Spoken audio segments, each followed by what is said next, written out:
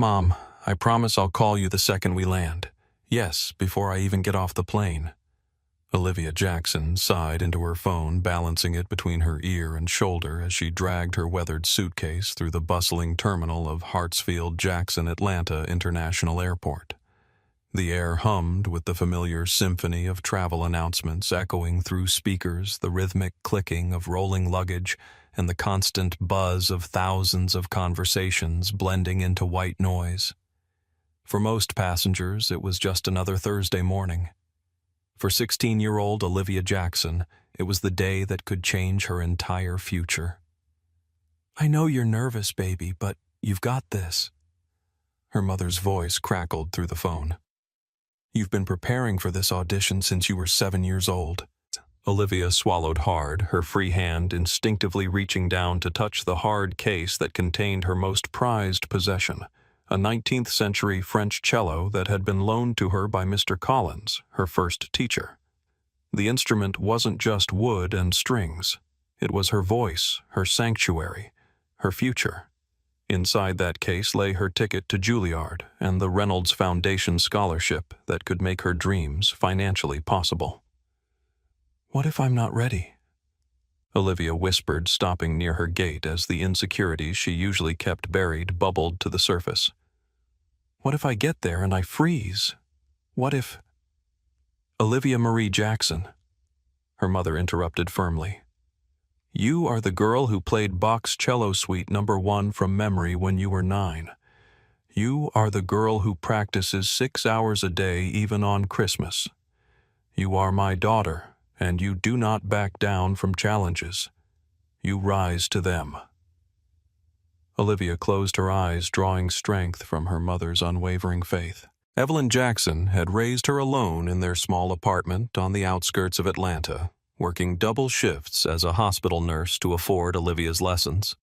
There had been countless sacrifices, missed recitals when shifts couldn't be swapped secondhand clothes so lesson fees could be paid, and many nights where Evelyn fell asleep on the couch still wearing her scrubs, lulled to sleep by the sound of Olivia's practicing.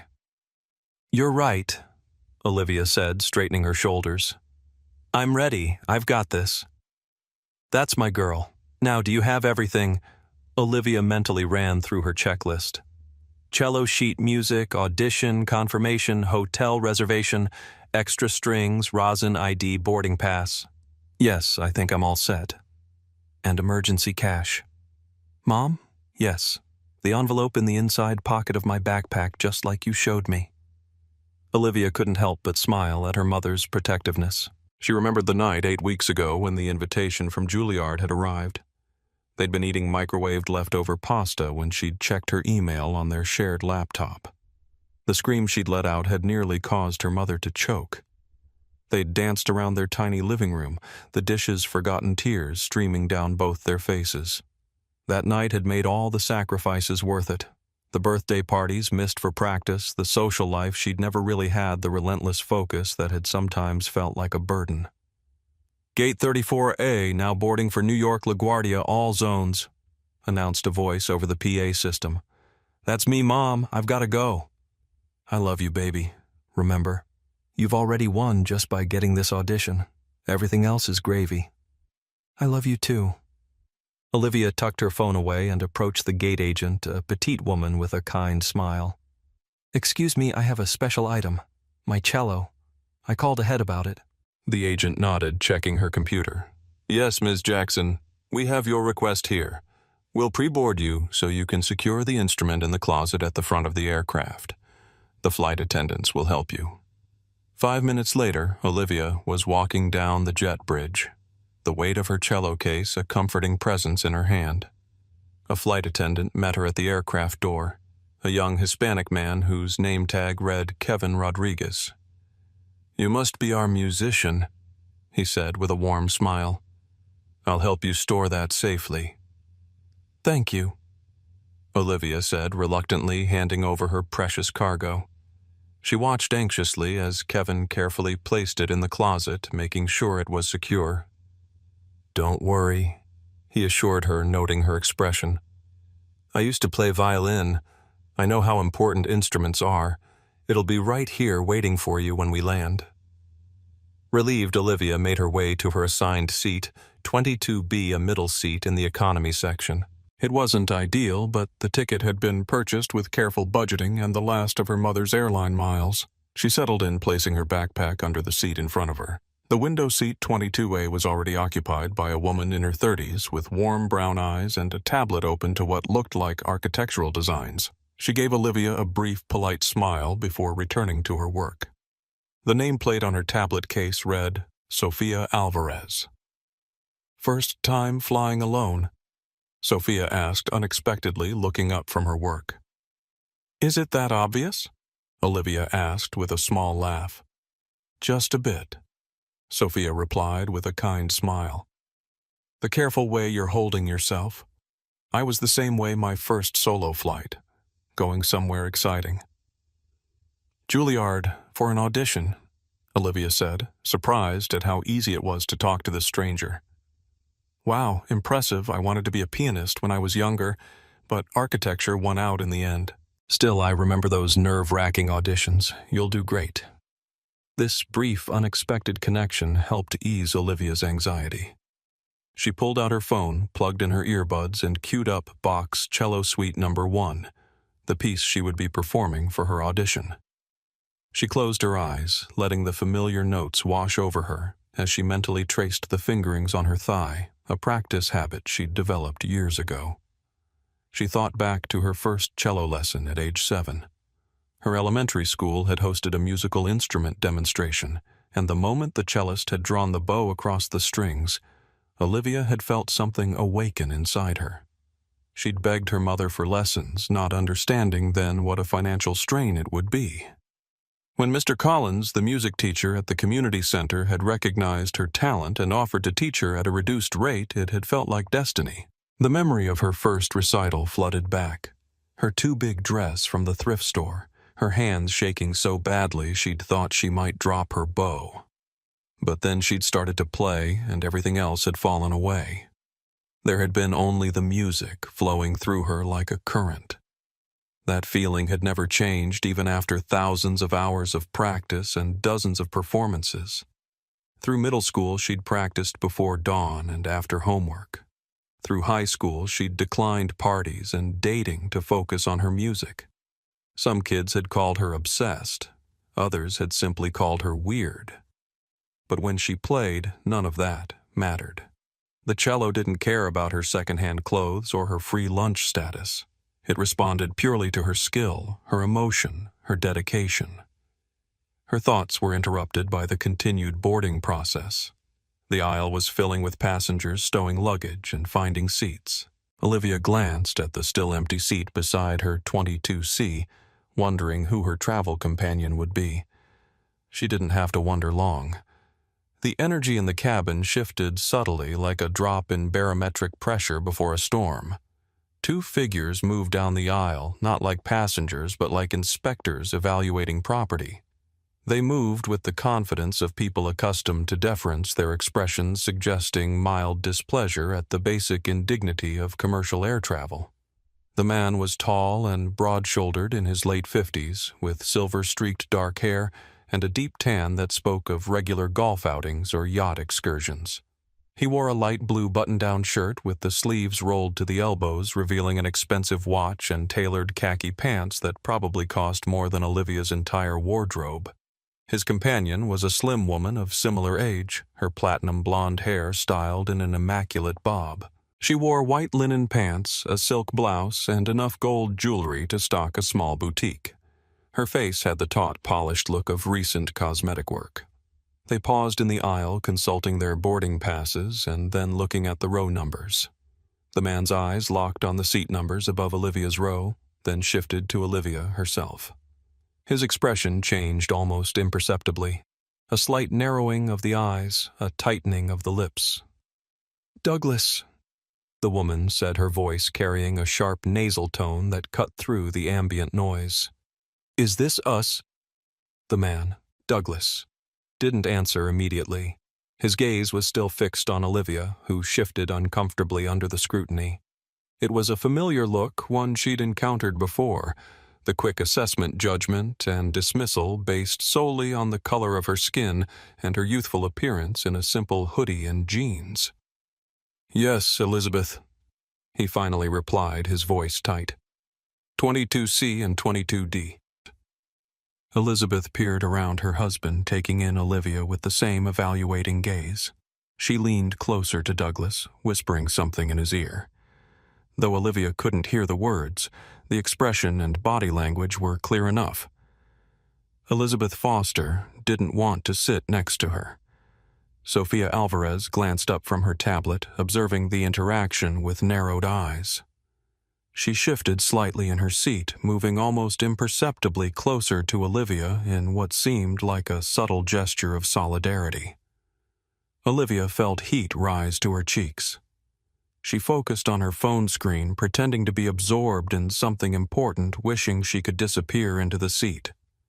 The familiar feeling of being both hypervisible and completely invisible at the same time washed over her, a contradiction that had followed her through too many white spaces. Instead of taking his seat, Douglas raised his hand to flag down a passing flight attendant. Kevin Rodriguez approached with a professional smile. "How can I help you, sir?" he asked. Douglas gestured vaguely toward Olivia's row. "There seems to be a problem with our seating assignment." Kevin consulted the boarding passes Douglas held out. "You're in 22C and your wife is in 22D across the aisle. Is there an issue?" Elizabeth stepped forward, her perfume enveloping Olivia in a cloying cloud. "The problem," she said in a stage whisper that was clearly meant to be heard, "is that we are not comfortable with this arrangement." Sofia Alvarez looked up sharply from her tablet, her eyebrows rising. Olivia kept her eyes down, her body tense, the music in her earbuds no longer registering. Kevin looked confused. "I'm not sure I understand. Your seats are correctly assigned." "It's quite simple." Douglas said, his voice low and condescending. "My wife and I paid for a comfortable flight. We have certain expectations. We would like to be moved." The meaning behind his words hung in the air, an ugly implication that no one was acknowledging directly. Olivia felt as though she couldn't breathe, trapped in her middle seat with nowhere to escape as she was being discussed as if she were an inconvenient piece of luggage. Kevin's professional smile faltered slightly. "Sir, the flight is nearly full. I don't believe there are any other pairs of seats available in the main cabin." "Then find something," Elizabeth snapped, her pleasant facade cracking. "Surely you can move someone. Perhaps," she added with a dismissive flick of her eyes toward Olivia, "you can move her to another seat, a back row perhaps." The suggestion was clear and repulsive. Olivia wasn't just an inconvenience. She was an object to be relocated because of her race. The humiliation burned in her chest, caught between anger and shame. Sofia Alvarez closed her tablet with a sharp click. "For heaven's sake," she said loudly, "just sit down. You're holding up the entire plane." Douglas turned to her, his expression hardening. "I suggest you mind your own business. This is between us and the airline staff." "Actually, it became my business when you decided to make a scene about sitting next to this young woman," Sofia replied, her voice cool but firm. "I've been watching your faces since you spotted her. This isn't about seating arrangements. This is about prejudice, plain and simple." Douglas's face flushed with anger. "How dare you? No, how dare you?" Sofia cut in. "This girl hasn't said or done a single thing to warrant your behavior. I'm an architect who designs public spaces for a living, so believe me when I tell you that the problem here isn't the seating arrangement. It's your attitude." Other passengers were beginning to notice the holdup. The boarding process had stalled, creating a backup in the aisle. Whispers rippled through nearby rows as people craned their necks to see what was causing the delay. Olivia sat frozen, her hands clenched in her lap. She thought of her mother's words. "You rise to challenges." But how was she supposed to rise to this? What was the appropriate response to such a blatant display of prejudice? She'd faced microaggressions before. The security guard who followed her through the music store, the teacher who expressed surprise at her articulate speech, the strangers who questioned if she really played the cello or just carried it for someone else. But never something so overt, so public, and with no escape route. A new presence moved down the aisle. Another flight attendant, older than Kevin, with an air of authority that immediately commanded attention. Her name tag identified her as Carmen Diaz Purser. Kevin quickly briefed her in hushed tones. Carmen's expression remained neutral, but a certain steeliness entered her posture as she turned to face the Fosters. "Good morning, Mr. and Mrs. Foster." She began glancing at their boarding passes. "My name is Carmen, and I'm the lead flight attendant on this flight. I understand there's some concern about your seating." "Concern is putting it mildly," Douglas huffed. "We refuse to sit here." "May I ask why?" Carmen's tone was even and polite, but her question forced the issue into the open. Douglas hesitated clearly, not expecting to be challenged so directly. "It's a matter of personal space.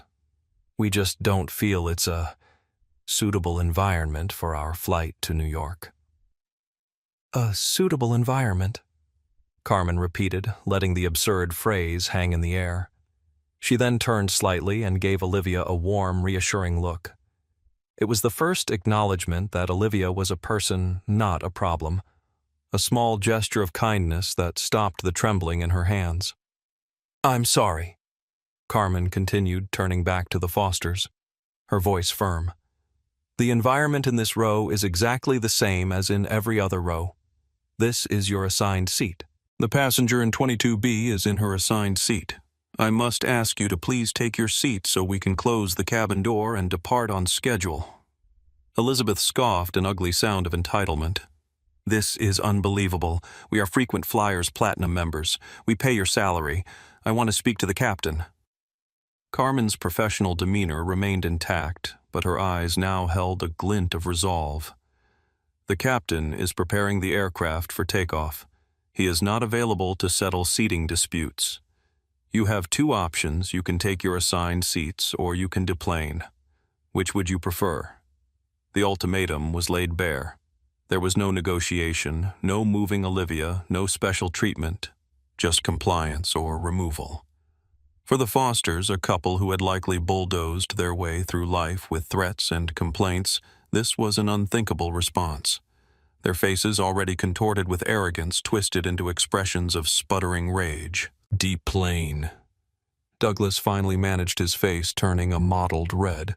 "You can't be serious. Do you have any idea who I am?" "With all due respect, sir," Carmen replied calmly. "Right now you are passenger Douglas Foster in seat 22C, and you are preventing an on-time departure for over 150 other people. Your identity beyond that has no bearing on airline policy or federal aviation regulations." From a few rows back, a man's voice called out, "Good for you, get him off the plane."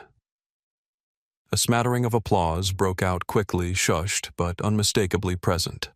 The tide of public opinion in the pressurized tube of the airplane had turned decisively against the Fosters. Elizabeth, seeing her husband's bullying tactics fail, tried a different approach. Feigned victimhood. "We are being harassed," she declared, her voice rising in pitch. "We feel threatened by this young woman." She gestured vaguely toward Olivia. "She was listening to loud music. She was glaring at us." It was a clumsy, pathetic lie, and everyone who had been watching knew it. Olivia hadn't said a word, hadn't made a single hostile gesture. Sofia Alvarez had had enough. "That is an absolute fabrication," she said sharply. "This girl has been silent since she sat down. She even had her eyes closed, listening to music when you arrived. You two are the only ones causing a problem. You should be ashamed of yourselves." Another passenger from across the aisle chimed in. "I saw the whole thing too. The girl didn't do anything." The direct confrontation from other passengers seemed to break the last of the Fosters' composure. Douglas turned on Carmen, his voice now a low growl. "I am not going to be spoken to this way. We paid for our tickets. We will sit here if we want, but we demand that she be moved. Find her another seat. Now." Carmen knew they had crossed the line. By explicitly and publicly demanding a passenger be moved based on what was transparently racial prejudice, they had gone from being merely unpleasant to creating a discriminatory incident. She spoke into the small handset used to communicate with the crew. "David, this is Carmen. I need you to call security to the jet bridge. We have a Code 3 refusal to comply with crew instructions. 2 passengers for removal." The words security and removal echoed through the cabin. A collective gasp went through the passengers. This was no longer just a delay. It was an event. Douglas Foster's jaw dropped. "You're calling security on us. You have repeatedly refused to follow a direct instruction from the flight crew, and you are creating a disturbance that is intimidating to another passenger and disruptive to the entire flight." Carmen stated, her voice a calm, factual recitation. "That gives us every right to refuse service and remove you from the aircraft. The captain has already been informed and has authorized it. His final word on the matter is that this airline has a zero-tolerance policy for harassment and discrimination. His exact words were, 'Get them off my plane.'" 2 uniformed airport security officers appeared at the cabin door, their presence immediately shifting the atmosphere from tense to critical. The gate agent David stood behind them, his face grim. "Sir, ma'am," Carmen said, her voice softening slightly in a final perfunctory offer of a graceful exit. "You can gather your belongings and leave peacefully, or security can escort you. The choice is yours." For a breathtaking moment it seemed Douglas Foster might actually try to physically resist. He puffed out his chest and took a step toward Carmen, but then he saw the unwavering stares of the security officers, the sea of phone cameras pointed in his direction, and the cold, hard reality of his defeat. His face, a canvas of fury and indignation, finally crumbled into a mask of bitter resentment. "Fine," he snarled, yanking his carry-on from the overhead bin with such force that it nearly hit the passenger across the aisle. "Fine. We'll be reporting all of you. Every single one. You'll be hearing from our lawyer. This airline will rue the day it treated Douglas and Elizabeth Foster this way." As they collected their belongings, a venomous silence fell over the plane. They shot one last hateful glare at Olivia, a look so filled with spite it made her flinch.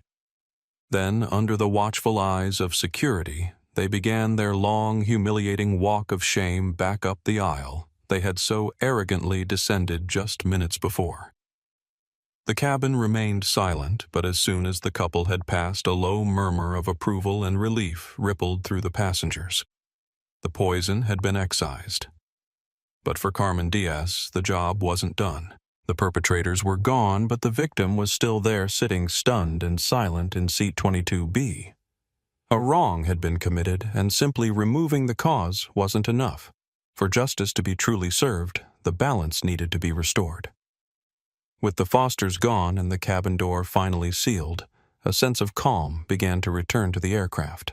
The flight attendants went about their final checks movements crisp and efficient. But Carmen Diaz walked directly back to row 22. She knelt down in the aisle, bringing herself to eye level with Olivia, who was still staring blankly at the seat back, her hands clenched in her lap. The earbuds were still in her ears, but she wasn't listening to the music anymore. "Olivia, is it?" Carmen asked gently, having seen her name on the passenger manifest. Olivia looked up, startled. Her eyes were wide and glistening, though no tears had fallen. She nodded numbly. "My name is Carmen." "On behalf of the entire crew, I am so sorry you had to experience that. That was unacceptable, and it is not what this airline stands for. Are you okay?" The simple, direct question, delivered with such genuine warmth, was what finally broke through Olivia's shock. She swallowed hard and nodded again, unable to find her voice. The kindness felt more overwhelming than the cruelty had. "I know you are," Carmen continued with a smile. "But we're going to make it better." She stood up and gestured toward the front of the plane. "Grab your backpack, please. You're not sitting here anymore." A flash of panic crossed Olivia's face. Was she being moved to the back after all? Had the Fosters somehow won even in their absence, Carmen saw the fear in her eyes and immediately corrected herself. "Oh, honey, no, not like that. We're moving you up. Come with me." Olivia slowly, hesitantly reached down and pulled her backpack from under the seat. Sofia Alvarez gave her a huge, encouraging smile and a thumbs up. "You handled that with incredible grace," Sofia said warmly. "Here's my card. I'd love to hear how your audition goes. And if you ever need architecture advice for concert halls," she added with a small laugh. Touched by the unexpected connection, Olivia took the business card and slipped it into her pocket. As she stepped into the aisle, a few nearby passengers who had witnessed the whole ordeal broke into a quiet but heartfelt round of applause. The sound was a balm on her raw nerves. She followed Carmen up the narrow aisle past the Economy Plus section through the curtain that separated the classes. As she stepped through, it was like entering another world. The cramped, bustling rows of 3 were replaced by spacious pods, each with a plush leather seat that looked more like an armchair. The air smelled faintly of warm nuts and clean linen. Carmen stopped at a window seat pod. "This is you now," she said with a broad, triumphant smile. "The gentleman who was here agreed to swap with your original seat. He was a perfect dear about it." Olivia stared at the seat, her mind struggling to catch up. The large screen, the neatly folded blanket, the bottle of water already waiting. It was a world away from 22B. I can't," Olivia stammered, feeling a wave of imposter syndrome. "I didn't pay for this." "You paid for a safe and comfortable flight to New York, which you were denied," Carmen said firmly, her hand resting reassuringly on Olivia's shoulder. "Consider this a long overdue correction and an apology from us. Now sit down, get comfortable. Can I get you anything before takeoff? A glass of orange juice water."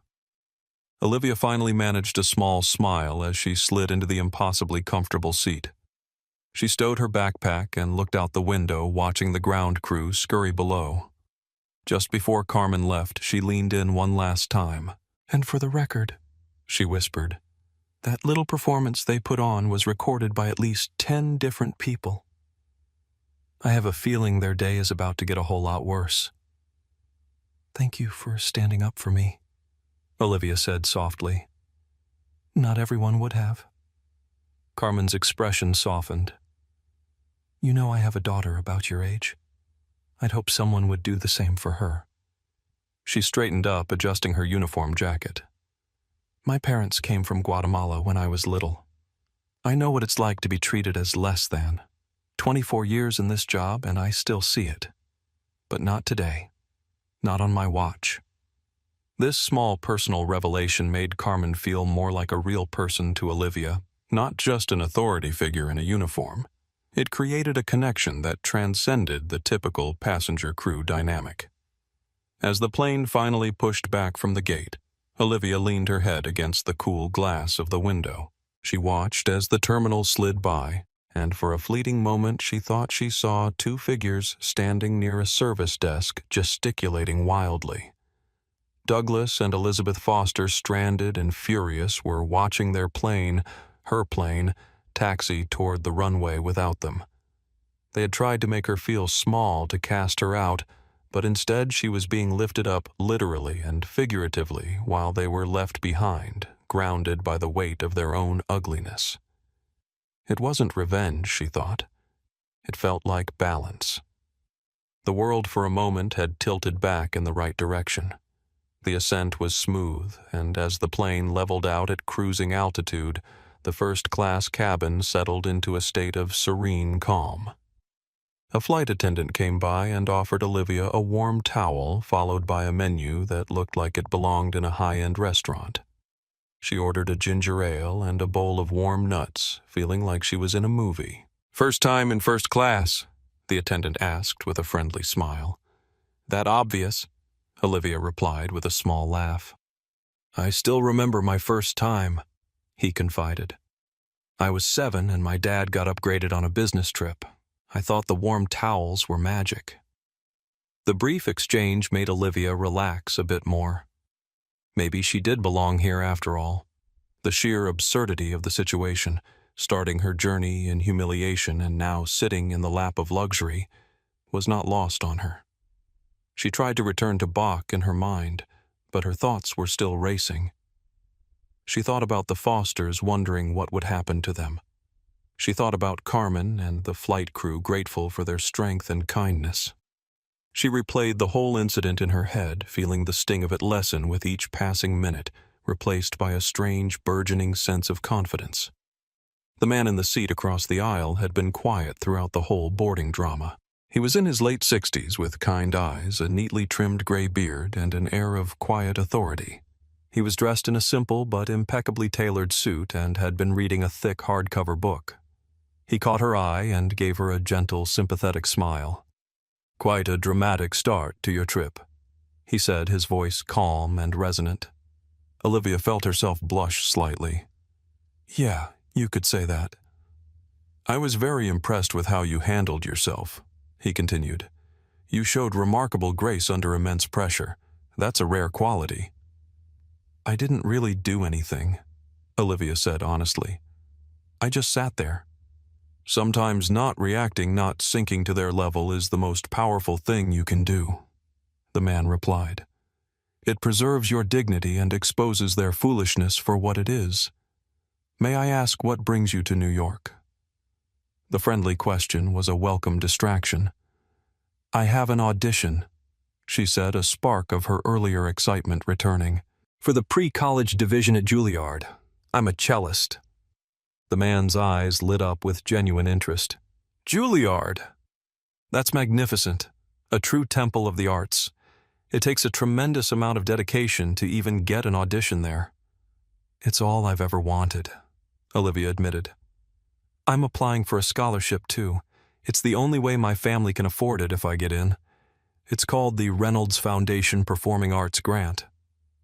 At the mention of the name, the man's warm smile deepened. A strange, knowing look entered his eyes. He set his book down on the small table next to him and extended a hand across the aisle. "It is a pleasure to meet you properly, Olivia," he said. "My name is Dr. Michael Lawrence." Olivia shook his hand, still processing his earlier compliments. "You're a musician as well?" she asked, noting how he had reacted to her mention of Juilliard. Dr. Lawrence's eyes crinkled with amusement. "Not by any stretch of the imagination, though I am a devoted listener.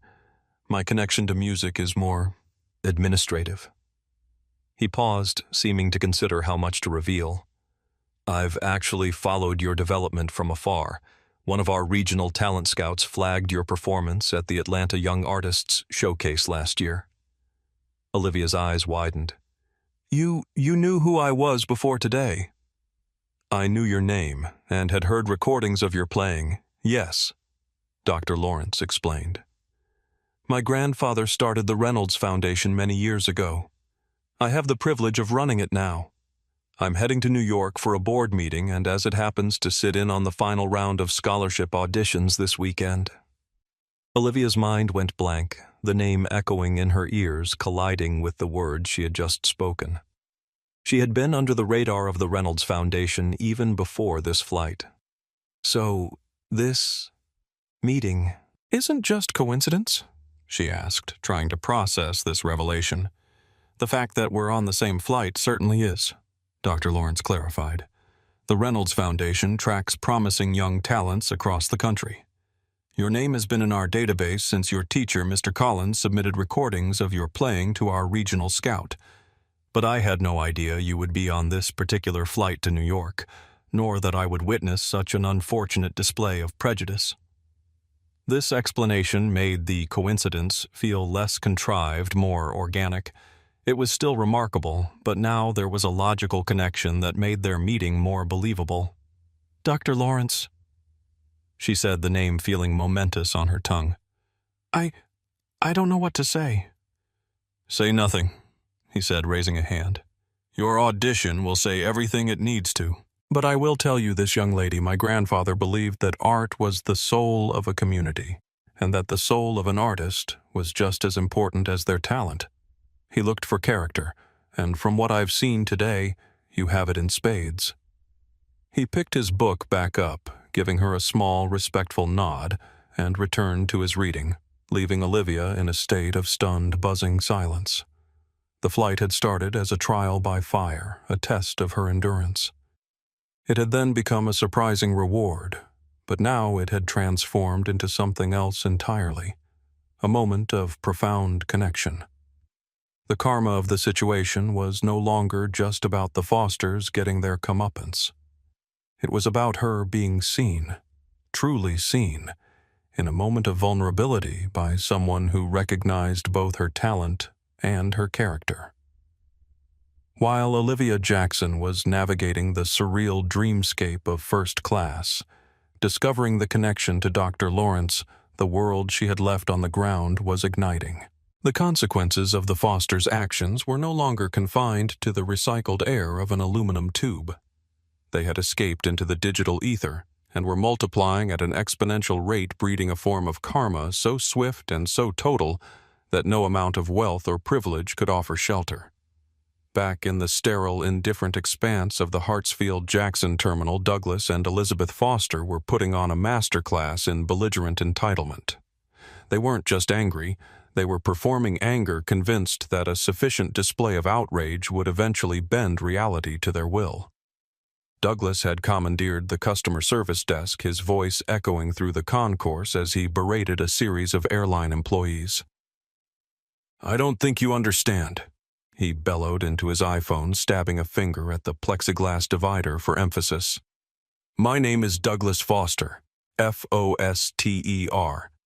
My firm spends over $1 million a year on corporate travel with your pathetic airline. I want the names of every crew member on that flight, especially that sanctimonious purser Carmen Diaz.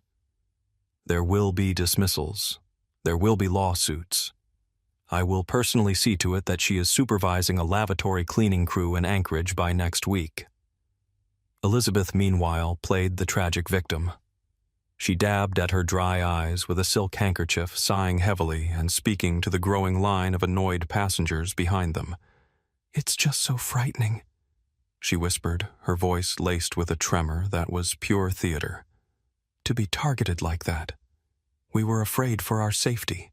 The crew did nothing. They sided with her, of course." Her performance, however, was failing to land.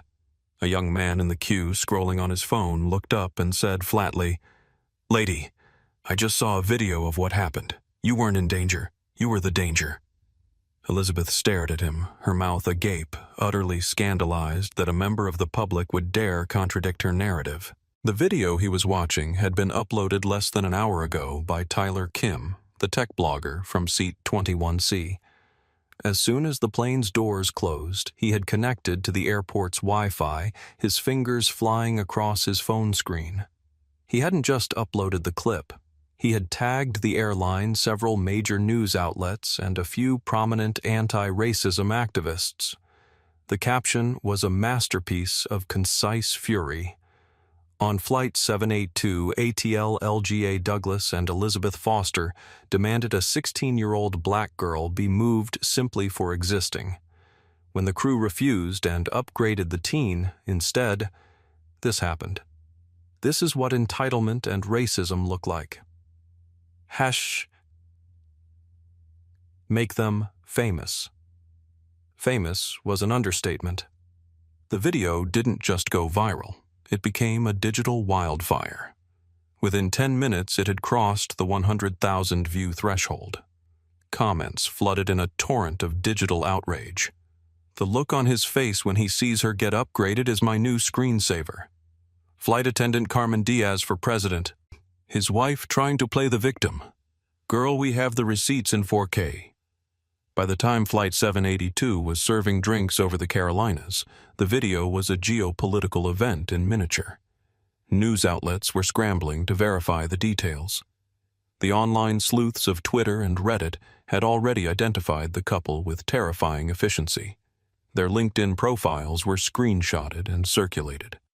The website for Foster Financial was discovered its Our Values page filled with corporate jargon about diversity and inclusion, becoming the subject of vicious international mockery. Foster Financial was Douglas's kingdom, a mid-tier private equity firm he had built through ruthless acquisitions and aggressive, often predatory tactics. Its entire existence was predicated on a carefully maintained image of stability and prestige. That image was now being torched in real time. The company's Google reviews rating collapsed from a respectable 4.5 to a 1.2 in under an hour. Their social media accounts were bombarded with thousands of angry comments, forcing the hapless social media manager to disable comments entirely. The hashtag #HadFosterFinancialFail was trending nationally. In the Foster Financial headquarters, a young marketing assistant burst into the executive meeting room, her face pale. "Mr. Daniels," she addressed the COO, "we have a situation. Mr. Foster is trending on social media and it's bad." The room full of executives froze laptops, opening in unison as they scrambled to see for themselves. "Jesus Christ," whispered the chief marketing officer, scrolling through Twitter. "He did this on camera. What was he thinking?" "He wasn't thinking," the general counsel replied grimly. "And now we're all going to pay for it." Douglas Foster remained blissfully unaware of this digital inferno. His entire world had narrowed to a single all-consuming objective: getting to New York. The meeting scheduled for the next morning with Innovate Global was the deal of a lifetime. For 2 years he had courted their CEO, the reclusive and enigmatic Dr. Michael Lawrence, to acquire Foster Financial. The deal, valued at just under $1 billion, was his magnum opus, the transaction that would cement his legacy and launch him into the stratosphere of the financial elite. This was not a meeting he could miss. Aboard that very flight, Dr. Lawrence was enjoying a chapter of a dense history of the Ottoman Empire when his satellite Wi-Fi connection chimed with an incoming message. It was from his chief communications officer with the subject line, "Urgent. You need to see this." Annoyed at the interruption, he opened the link. His screen filled with the shaky phone footage from inside the cabin he was currently sitting in. He watched the scene he had witnessed in person, now amplified by the phone's microphone. The sneering contempt in Douglas's voice, Elizabeth's fabricated claims, the quiet dignity of the young cellist, and the steely professionalism of the flight crew. He saw Douglas Foster's face contorted with rage, and a cold knot formed in his stomach. The face was familiar. With a growing sense of dread, he opened a new tab and typed Douglas Foster into the search bar. The first result was a news article posted just 20 minutes ago titled, "CEO Douglas Foster filmed in racist rant on flight." He clicked on it, and there it was. Douglas Foster, CEO of Foster Financial, the man whose company he was set to acquire in less than 24 hours. Dr. Lawrence leaned back in his plush leather seat. The hum of the engines a distant drone. Innovate Global was his life's work. He hadn't just built a tech giant. He had cultivated a corporate culture that was the envy of the industry. Their aggressive multi-billion-dollar diversity and inclusion programs weren't just for PR. They were the foundational pillars of his entire business philosophy. He believed that decency was a market advantage, that empathy was a key performance indicator. And he was about to merge his company with a man who would publicly humiliate a child over the color of her skin. A man who possessed such a profound lack of judgment and emotional control that he would self-destruct over a seating assignment. This wasn't just a moral failing, it was a catastrophic business liability. What other ticking time bombs lay hidden within Foster's character? His decision was not agonizing. It was instant and absolute. He opened his laptop, the movements precise and deliberate. He composed a short, unambiguous email to his entire executive board, his chief legal counsel, and the heads of mergers and acquisitions. Subject: immediate and final termination of Foster Financial acquisition. Body: all I am writing to you from Flight 782. The scene of an incident involving Douglas Foster that you have likely now seen circulating online. I was a first-hand witness to the event. Mr. Foster's public conduct represents a grotesque and irreconcilable violation of every ethical principle upon which Innovate Global is built. His behavior demonstrates a stunning lack of judgment, character, and basic human decency that makes him, and by extension his firm, an utterly unacceptable partner for our organization. Effective immediately, our offer to acquire Foster Financial is permanently rescinded. The deal is terminated. I am directing our legal team to formally notify their counsel at once. We will also issue a public statement within the hour, making our position unequivocally clear. We will not be associated with this kind of bigotry. If there are financial penalties for this late-stage withdrawal, we will gladly pay them. The cost of preserving our integrity is priceless. The deal is dead. There will be no further discussion. Regards, Michael Lawrence, founder and CEO, Innovate Global. He hit send. The quiet click of the trackpad was the sound of a billion-dollar deal being executed. He then closed the laptop, took a slow sip of water, and returned to his book, his expression serene. The cancer had been excised. Down on the ground, Douglas Foster had finally succeeded. He had secured 2 last-minute full-fare tickets on a competing airline departing in 90 minutes. Smug and vindicated, he settled into a seat in the airport lounge, already composing a triumphant text to his board about overcoming the airline's incompetence. Just as he was about to press send, his phone vibrated with an incoming email. The sender was the chief legal officer of Innovate Global. The subject line was a single brutal phrase, "Notice of termination." He opened it. His face, which had been flushed with arrogant victory, drained of all color, leaving a sickly gray pallor. His eyes scanned the cold, legalistic text, but the words, "irreconcilable conflict of values, public incident on Flight 782, and permanently rescinded," burned into his brain. The world tilted. The air in his lungs turned to ice. $1 billion, his legacy, his entire future, gone. Vanished in the time it took to send an email from 35,000 feet. "Douglas," Elizabeth's voice seemed to come from a great distance. "What is it? You look like you've seen a ghost." He couldn't speak. He simply handed her the phone, watching as her expression transformed from confusion to horror. This can't be real," she whispered. "They can't just pull out because of a silly seating dispute." "They can." He finally managed his voice hollow. "And they did." A moment later, his phone began to ring. It was the Wall Street Journal. Then it rang again.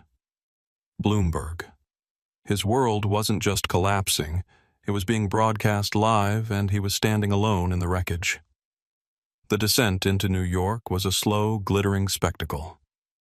As Flight 782 banked over the East River, the sprawling metropolis emerged from the haze, a forest of light and ambition. For Olivia, gazing out of the oversized first-class window, the sight was no longer just intimidating. It was an invitation. Every pinpoint of light looked like a possibility. The city, which had always felt like a distant, impossible dream, now seemed to be reaching up to meet her. The chaotic, humiliating ordeal she had endured had not broken her spirit. It had forged it into something stronger, like a cello string pulled to the perfect resonant tension. "First time seeing New York from the air?" asked a flight attendant as she collected Olivia's empty glass. "That obvious," Olivia replied with a small laugh. "It's the way you're looking out there, like you're seeing magic," the attendant said with a smile. "Never lose that. Too many people forget to see the wonder in things." The small moment of connection brought Olivia back to herself. She was here flying into New York City about to audition for Juilliard. The incident with the Fosters was already receding, becoming just one chapter in what promised to be a much larger story. As the plane taxied to the gate at LaGuardia, the cabin stirred with the familiar rituals of arrival. Dr. Lawrence rose from his seat, not with the hurried impatience of most travelers, but with a deliberate calm. He paused by Olivia's pod, waiting until she had gathered her backpack. "Olivia," he said, his voice a warm counterpoint to the cabin's mechanical sounds. "I want to leave you with a thought, if I may." She looked up at him, giving him her full attention. Talent, he began, is a gift. It is beautiful and it is powerful, but it is in many ways an accident of birth. It is what you are given. Character, on the other hand, is a choice. It is what you build day by day, decision by decision, especially when no one is watching, or when everyone is. He paused, his eyes serious but kind. Today, you were put in an impossible situation. You could have responded with anger, with tears, with fear, and all would have been justified. Instead, you chose grace. You chose dignity. In the world of art, and in the world at large, that is what separates the merely good from the truly great. He reached into his jacket pocket and produced a simple heavyweight business card. "This is not just for the audition," he said, placing it in her hand. "That is a given. This is an open line. If you ever need advice, a mentor, or just someone to champion your work, my door is always open. The world needs more artists like you, Olivia. Artists with a strong back and a good heart." Olivia stared at the card. The name Dr. Michael Lawrence was embossed in clean black letters. It felt heavier than paper. It felt like a key. "Thank you, Dr. Lawrence." She managed her voice thick with emotion. "I won't forget this. Any of it." He simply smiled a genuine expression of respect, and then he was gone, disappearing into the stream of deplaning passengers. Olivia took a deep breath and followed. Before leaving, she stopped to thank Carmen and Kevin, who were standing at the aircraft door. "Thank you both for everything," she said sincerely. Carmen smiled warmly. "It was our pleasure, honey. Good luck at your audition. We'll be rooting for you." Kevin nodded in agreement, adding, "Let me get your cello for you." He retrieved the instrument from the closet, handling it with the same care as before. "Break a leg at Juilliard," he said with a grin as he handed it over. "My brother's a drummer, so I know how nerve-wracking auditions can be," Carmen added, revealing another personal detail that helped humanize her. "Just remember to breathe, and remember how you handled yourself today. With that kind of composure, you'll do great." The moment Olivia stepped onto the jet bridge and switched her phone off airplane mode, her world exploded. The device began to vibrate in her hand with a relentless, frantic energy as if it were having a seizure. The screen lit up with a cascading wall of notifications, a digital tidal wave. A string of 15 missed calls and 30 texts from her mother, each more frantic than the last. "Olivia Elizabeth Jackson, call me this instant. I saw a video. Are you safe? CNN is showing footage. Call me right now." A flood of messages from her high school friends. "Dude, you're on CNN's homepage. OMG, Olivia Nehm the Cellist is trending #1 worldwide. You're a hero." There were Instagram follower requests by the thousands, and a notification that her old, forgotten Twitter account had been mentioned over 50,000 times. She saw her own face in a thumbnail for a news report titled, "Teen Upgraded to First Class After Racist Tirade. CEO on Same Flight Takes Action." It was surreal, overwhelming, and deeply unsettling. She was no longer just Olivia, the quiet girl with the cello. She was a hashtag, a headline, a symbol. In that moment, she felt a profound sense of dislocation, as if the person everyone was talking about was someone else entirely. She called her mother immediately, stepping aside in the terminal to find a quiet corner. "Mom," she said when Evelyn Jackson answered on the first ring. "Olivia, oh my God, baby, are you okay?" Her mother's voice was thick with worry. "I've been watching this video of you on the plane with these horrible people and I couldn't reach you and—" "Mom, I'm fine, I promise." Olivia interrupted, trying to sound calmer than she felt. "I'm at LaGuardia now. Everything's okay." "Those people—" Evelyn continued, her voice hardening with maternal fury. "The things they said to you, the way they looked at you. I just want to—" "It's okay, Mom," Olivia said, surprised at the steadiness in her voice. "They got what they deserved. They got kicked off the plane and I got moved to first class." "First class?" her mother repeated, momentarily distracted from her anger. "Yeah, it was amazing. And Mom, you won't believe this, I met Dr. Michael Lawrence, the director of the Reynolds Foundation. He was on my flight sitting right across from me in first class. He saw the whole thing." "The scholarship," Evelyn gasped. "Olivia, are you serious?" "Dead serious. He gave me his card. He said my character impressed him." There was a moment of silence on the other end of the line, then a soft, tearful laugh. "Only you, Olivia. Only you could turn something so awful into something so miraculous." Olivia felt tears welling up in her eyes for the first time since the incident. "I was so scared, Mom," she admitted, her voice finally cracking. "They made me feel so small." "But you weren't small," her mother said fiercely. "You were bigger than all of them. You still are." After promising to call again when she reached the hotel, Olivia ended the call and made her way through the terminal. She was acutely aware of the stares following her. Some people were pointing, whispering to each other. A few even took photos. It was as if she had stepped out of the plane and into an alternate reality where she was suddenly famous. A text from Dr. Lawrence appeared on her phone. "Olivia, I've arranged for a car service to take you to your hotel. The driver will be waiting at arrivals with your name on a sign. Focus on your audition. The rest is noise. ML." She marveled at the gesture, another act of unexpected kindness in a day full of extremes. The black sedan was waiting as promised, the driver holding a sign with Jackson written in elegant script. As she settled into the comfortable leather backseat cello secured beside her, she finally allowed herself to process the events of the day. She had left Atlanta as a nervous, unknown teenager with a dream. In the span of a few hours, she had been humiliated, defended, elevated, befriended, and thrust into an unexpected spotlight.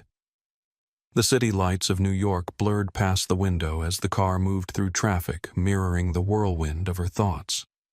Her phone continued to vibrate with notifications. News outlets were requesting interviews. Strangers were sending messages of support. Her social media follower counts were climbing by the minute. It was as if the universe had taken her private struggle and amplified it 1,000-fold, turning a personal indignity into a public statement. She thought of the Fosters, wondering where they were now, what they were feeling. Did they regret their actions, or were they simply angry at being caught? She thought of Carmen and Kevin standing up for what was right, even when it would have been easier to placate the wealthy, entitled passengers. She thought of Sofia Alvarez speaking out when she could have remained silent.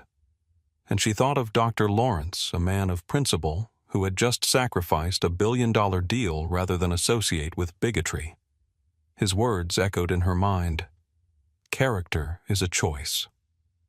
By the time she reached her hotel, a modest 3-star establishment in Manhattan that had stretched her mother's budget, Olivia felt a strange sense of calm descend over her. The storm of notifications continued, but they seemed less important now. What mattered was tomorrow. What mattered was the audition. What mattered was proving that she deserved to be here not because of a viral video, but because of her talent and her dedication. In her small hotel room, she carefully unpacked her cello, inspecting it for any damage from the flight. Finding it perfect, she set up her music stand, positioned her chair, and began to play. The rich, resonant tones of Bach's Cello Suite No. 1 filled the room, pushing everything else away. There was no viral video, no Fosters, no social media storm. There was only the music flowing through her fingers as it always had, unchanged by the day's chaos. This was her center, her truth. Whatever happened tomorrow, whatever came of her newfound notoriety, this would remain constant. The cello didn't care about viral videos or Twitter trends. It responded purely to skill, to emotion, to dedication. A particularly challenging passage in the third movement had always given her trouble, her left hand cramping as she tried to maintain the awkward stretch across the fingerboard while keeping the tone pure. Tonight, however, she approached it differently. Instead of forcing her hand into the position, she relaxed into it, letting the music guide her fingers rather than her will imposing itself on the instrument. To her surprise, the passage flowed effortlessly, the notes ringing clear and true. It was as if the day's events had unlocked something in her playing, a new freedom, a deeper connection to the music itself. "Huh," she murmured to herself with a small smile. "Sometimes you have to let go to move forward."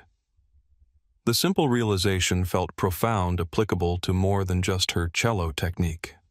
Perhaps this was true of life as well. Sometimes you had to release your grip on expectations, on fear, on the need for control in order to find your true voice. The final notes of the prelude hung in the air of the small hotel room, resonant and true.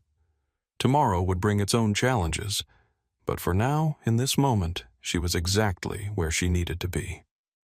The morning of the audition dawned clear and crisp, a perfect New York autumn day. Olivia woke early, her body still on Atlanta time. She lay in the unfamiliar hotel bed, staring at the ceiling, allowing herself one moment of quiet before the day's pressure descended. Her phone, which she had silenced overnight, showed hundreds of missed notifications. She ignored them, sending only a quick text to her mother to let her know she was awake and feeling ready. She followed her pre-performance ritual meticulously, a routine developed over years of recitals and competitions. A light breakfast, gentle stretches to loosen her shoulders and wrists, 15 minutes of scales to warm up her fingers, then a slow, deliberate run-through of the most challenging passages from her audition piece. As she worked through a particularly intricate section of the Bach suite, her fingers stumbled. She stopped, took a deep breath, and tried again. Same result. Frustration bubbled up. This passage had never given her trouble before. "Come on, Olivia," she muttered to herself. "Focus." She tried a third time, slower, now paying attention to the tension in her hand. There it was. She was gripping the neck too tightly, her anxiety manifesting physically in her playing. She consciously relaxed her hand, letting her fingers hover just above the strings before placing them with gentle precision. This time, the passage flowed smoothly. It was a small victory, but an important reminder of how emotions could affect her playing for better or worse. She needed to channel yesterday's experience constructively, using it to fuel her performance without letting it constrict her technique. As she packed her cello, her phone rang. It was a number she didn't recognize with a New York area code. She hesitated, then answered. "Hello? Olivia Jackson?" a crisp professional voice asked. "Yes, this is she." "This is Jenna Williams, Dr. Lawrence's assistant. He asked me to check if you need transportation to your audition today." Olivia was taken aback by the continued thoughtfulness. "Oh, that's very kind, but I'm okay. My hotel isn't far from Juilliard. I was planning to walk." There was a pause on the other end. "With your cello in Manhattan." Olivia hadn't considered how awkward that might be. I guess so. Dr. Lawrence anticipated you might say that. There's a car waiting for you downstairs whenever you're ready. The driver will take you to Juilliard and wait to bring you back after your audition. Dr. Lawrence insists. He says to consider it part of the Reynolds Foundation's commitment to supporting young artists. "That's incredibly generous," Olivia said, overcome by the gesture. "Please thank him for me." "I will. And Olivia, good luck today.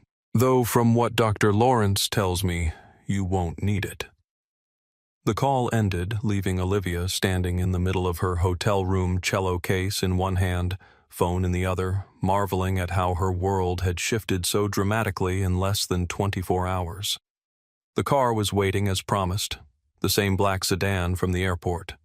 The driver, an older man with kind eyes, helped her load her cello into the trunk with surprising care. "You must be a musician," he said, noting her surprise. "How did you know?" He smiled. "My daughter plays violin. I know how precious these instruments are." The drive to Juilliard was short, but gave Olivia her first real glimpse of New York in daylight. The city pulsed with an energy that matched her own nervous anticipation, fast-moving, determined, unstoppable. As they approached the iconic Juilliard building, Olivia felt a tightening in her chest. This was it. The moment she had been working toward for years. The driver pulled up to the entrance, came around to open her door, and retrieved her cello with the same gentle handling. "I'll be right here when you finish," he assured her. "Take your time. Make music." Olivia nodded. Her thanks, took a deep breath, and walked into the building that had existed in her dreams for as long as she could remember. The lobby was bustling with students and faculty, each absorbed in their own musical journeys. No one gave her a second glance here. She was just another young musician with an instrument case. After the strangeness of her sudden notoriety, the anonymity was comforting. She followed the signs to the audition check-in, where a brisk woman with glasses handed her a number and directed her to a practice room to warm up. The room was small but well appointed with perfect acoustics. Olivia unpacked her cello, adjusted the end pin to the correct height, and began her final preparations. The bow felt different in her hand today, lighter, somehow more responsive.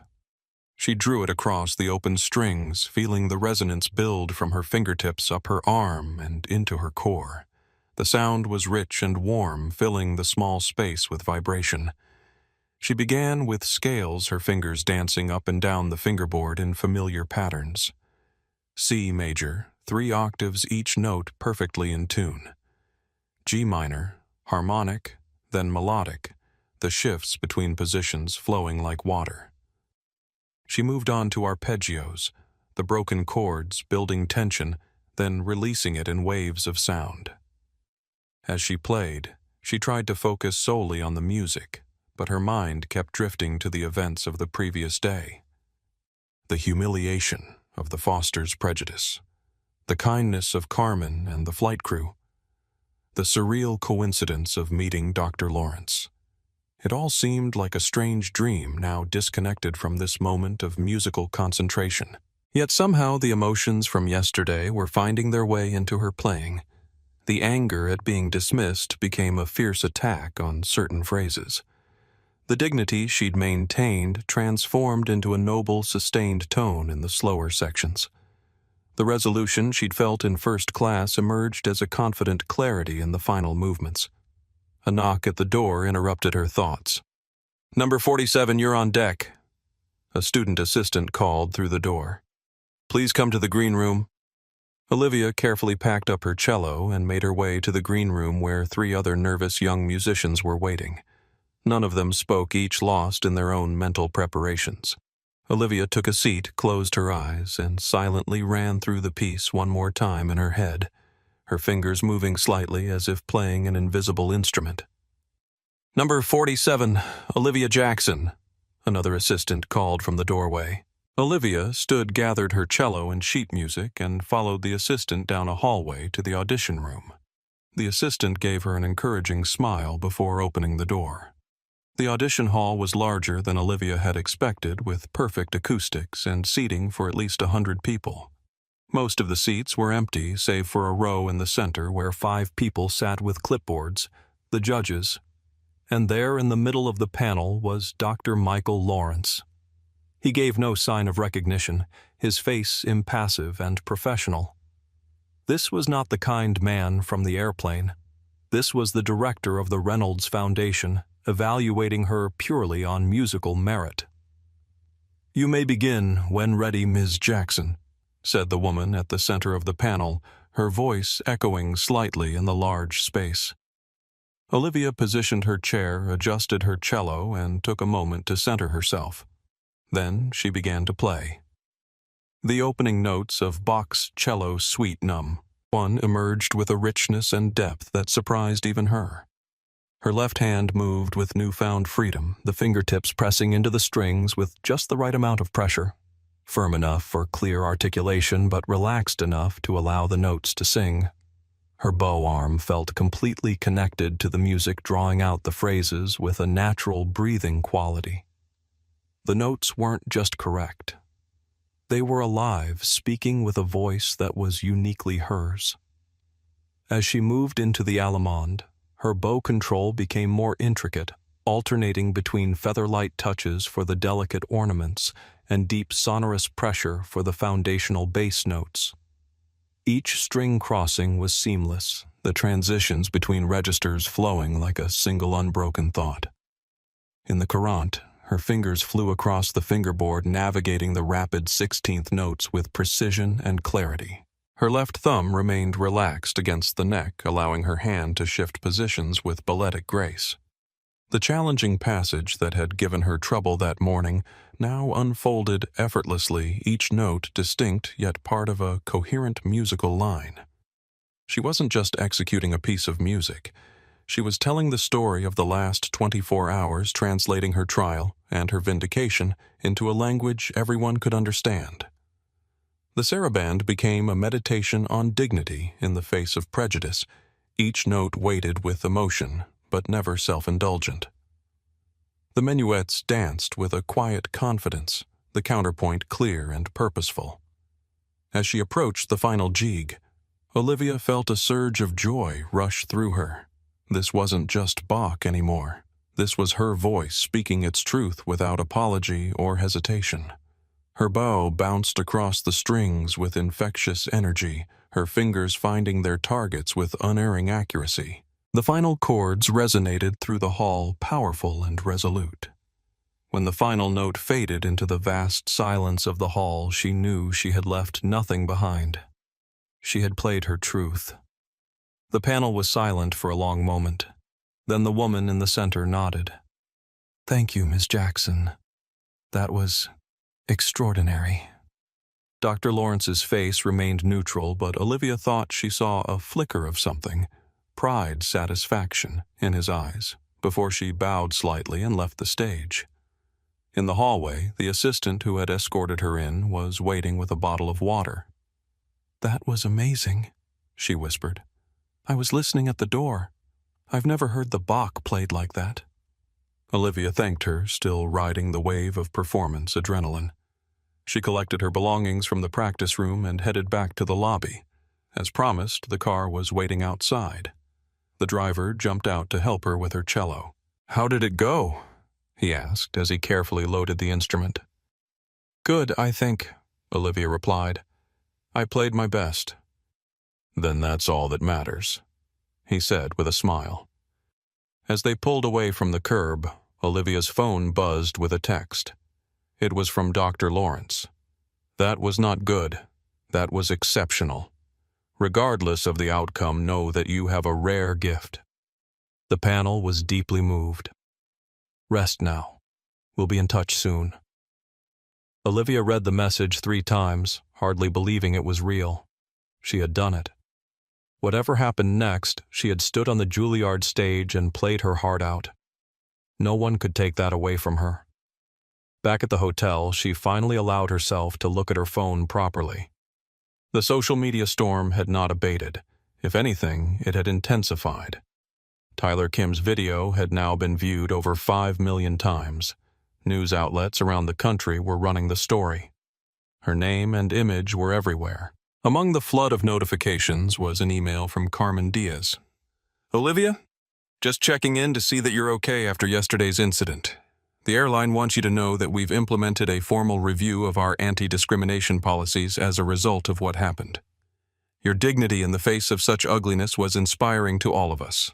If you're ever in Atlanta again, please let me know. I'd love to hear you play sometime. Wishing you all the best with your audition.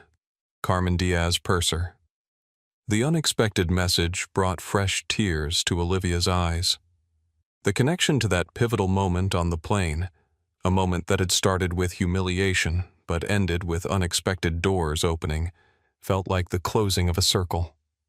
She called her mother to report on the audition, carefully describing the hall, the panel, and her performance. "I'm so proud of you," Evelyn said, her voice thick with emotion. "No matter what happens with the results, I'm just so proud." "I know, Mom," Olivia said, smiling.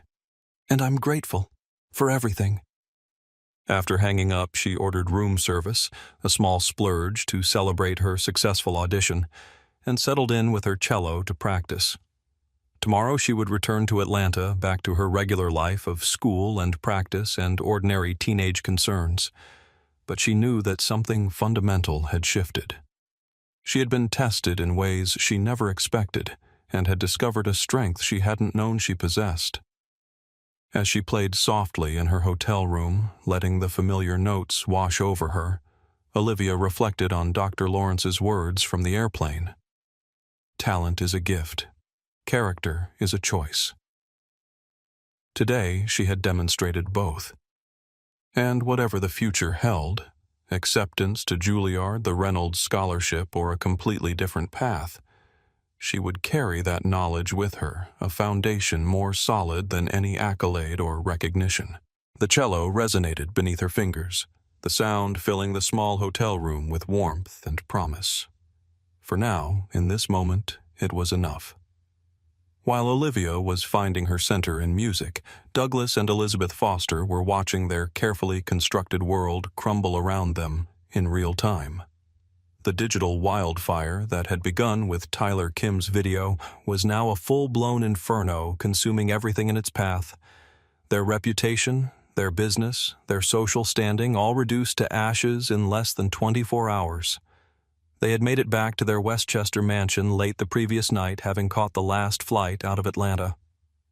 The ride from the airport had been silent, each lost in their own thoughts. Douglas frantically trying to salvage the Innovate Global deal via frantic phone calls that went straight to voicemail. Elizabeth scrolling through her social media accounts with growing horror as friends and acquaintances publicly distanced themselves from her. They had gone to bed without speaking, the vast king-size mattress, feeling like an ocean between them. Morning brought no relief. Douglas woke to find 3 news vans parked at the end of their long driveway, reporters standing with microphones waiting for a statement. His phone had over 100 missed calls. Board members, investors, business partners, all demanding explanations. The email from Innovate Global's legal team had been followed by a public statement that was being quoted in every financial publication. Innovate Global has terminated all acquisition discussions with Foster Financial effective immediately.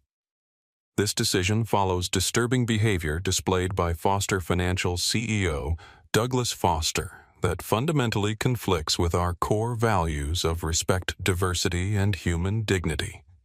We cannot and will not align ourselves with leadership that demonstrates such a profound lack of judgment and character.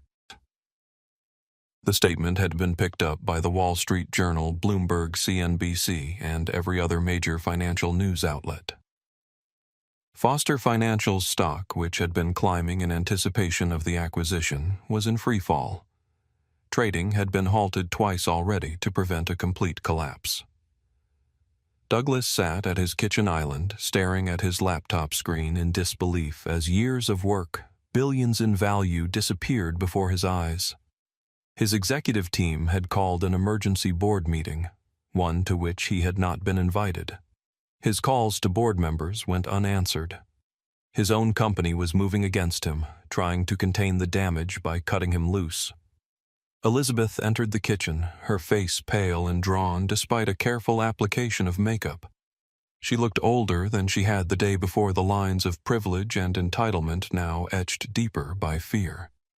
"The Andersons have uninvited us from their benefit gala," she said, her voice flat. "And the country club has called to discuss our membership status. They've never done that before." Douglas didn't respond, his eyes fixed on his screen where an email from the board chairman had just appeared. "Emergency board meeting scheduled for 2 p.m. today to discuss leadership transition. Your presence is not required. Legal counsel will be in touch regarding separation terms." Separation terms. They were forcing him out of his own company, the company he had built from nothing through 20 years of relentless work and ruthless determination, all because of one moment, one incident, one girl who should have just moved to another seat. "This is insane," he muttered, his hands shaking with rage. "All of this over a seating arrangement. It's out of proportion. It's unjust. It's what happens when you show the world who you really are. came a voice from the doorway. They both turned to see their daughter Megan, a junior at Columbia University, standing there with a backpack slung over her shoulder. Her expression was a mix of disappointment and resolve. "Megan?" Elizabeth said, her voice brightening with false cheerfulness. "We didn't know you were coming home this weekend." "I wasn't planning to," Megan replied coldly. "But when your parents become the poster children for entitled racism overnight, you feel a certain obligation to address it face to face." "That's not fair," Douglas protested, his voice rising. "You don't understand what happened. The media is blowing this out of proportion. That girl has a name," Megan interrupted. "Olivia Jackson. She's 16. She plays the cello. She was going to a Juilliard audition, and you treated her like she was subhuman because of the color of her skin." "How do you know all that?" Elizabeth asked, her eyes narrowing. "Because unlike you two, I actually looked her up instead of just making assumptions. I also watched the full video, not just the edited clips on the news. I heard what you said, Mom. I saw how you looked at her dad. It was disgusting." Douglas felt a cold weight settle in his stomach. His own daughter was judging him, condemning him. "Megan, you don't understand the pressure we're under. The deal with Innovate Global is dead," Megan finished for him. "And it should be. Dr. Lawrence made the right call." "You know Michael Lawrence?" Elizabeth asked, surprised. "I interned at the Reynolds Foundation last summer," Megan replied. "Dr. Lawrence is a man of principle. He would never do business with someone like you." The "you" hung in the air, a clear delineation. Megan was separating herself from them, drawing a line between their values and hers. "I came to get some things from my room," she continued. "I'll be staying with friends for the foreseeable future. I can't be associated with this." "Associated with your own parents?" Elizabeth's voice rose indignant. "We're your family, Megan. And I'm ashamed of you," Megan replied, her voice breaking slightly. "Both of you. I always knew there were undercurrents of prejudice in this house. The comments about those people and bad neighborhoods. The way you talked about my friends who weren't white. But I told myself you were just from a different generation, that you didn't mean it that way. Now the whole world sees what I didn't want to admit." She turned to leave, then paused, looking back over her shoulder. "You know what the worst part is? You're not even sorry. You're just sorry you got caught." With that, she disappeared upstairs, leaving her parents standing in stunned silence. Douglas's phone rang again, the fourth call from his PR firm in the last hour. This time he answered. "What?" he barked. "Mr. Foster, we've drafted a statement, but we need to move quickly. The narrative is solidifying, and we're losing control of the—" "Losing control?" Douglas interrupted with a bitter laugh. "That ship has sailed, Richard. My company is tanking, my board is ousting me, my own daughter is ashamed of me, and there are news vans at my gate. I'd say control is a distant memory at this point." "All the more reason to get your side of the story out there," the PR consultant insisted. "We need to humanize you, show contrition, perhaps arrange a meeting with the Jackson girl for a public apology." "Absolutely not," Elizabeth cut in, having moved close enough to hear the call. "We will not be paraded in front of cameras to apologize for something that was blown completely out of proportion." "Mrs. Foster, with all due respect, the video speaks for itself. There's no ambiguity here. Our only play is contrition and a commitment to learning and growing from this incident." "Learning and growing," Elizabeth repeated incredulously. "We're not children in sensitivity training. We're adults who had a preference about seating on an airplane. This response is completely—" "Elizabeth, stop," Douglas said suddenly, his voice weary. For the first time, the full weight of what was happening seemed to hit him. "Just stop." He turned his attention back to the phone.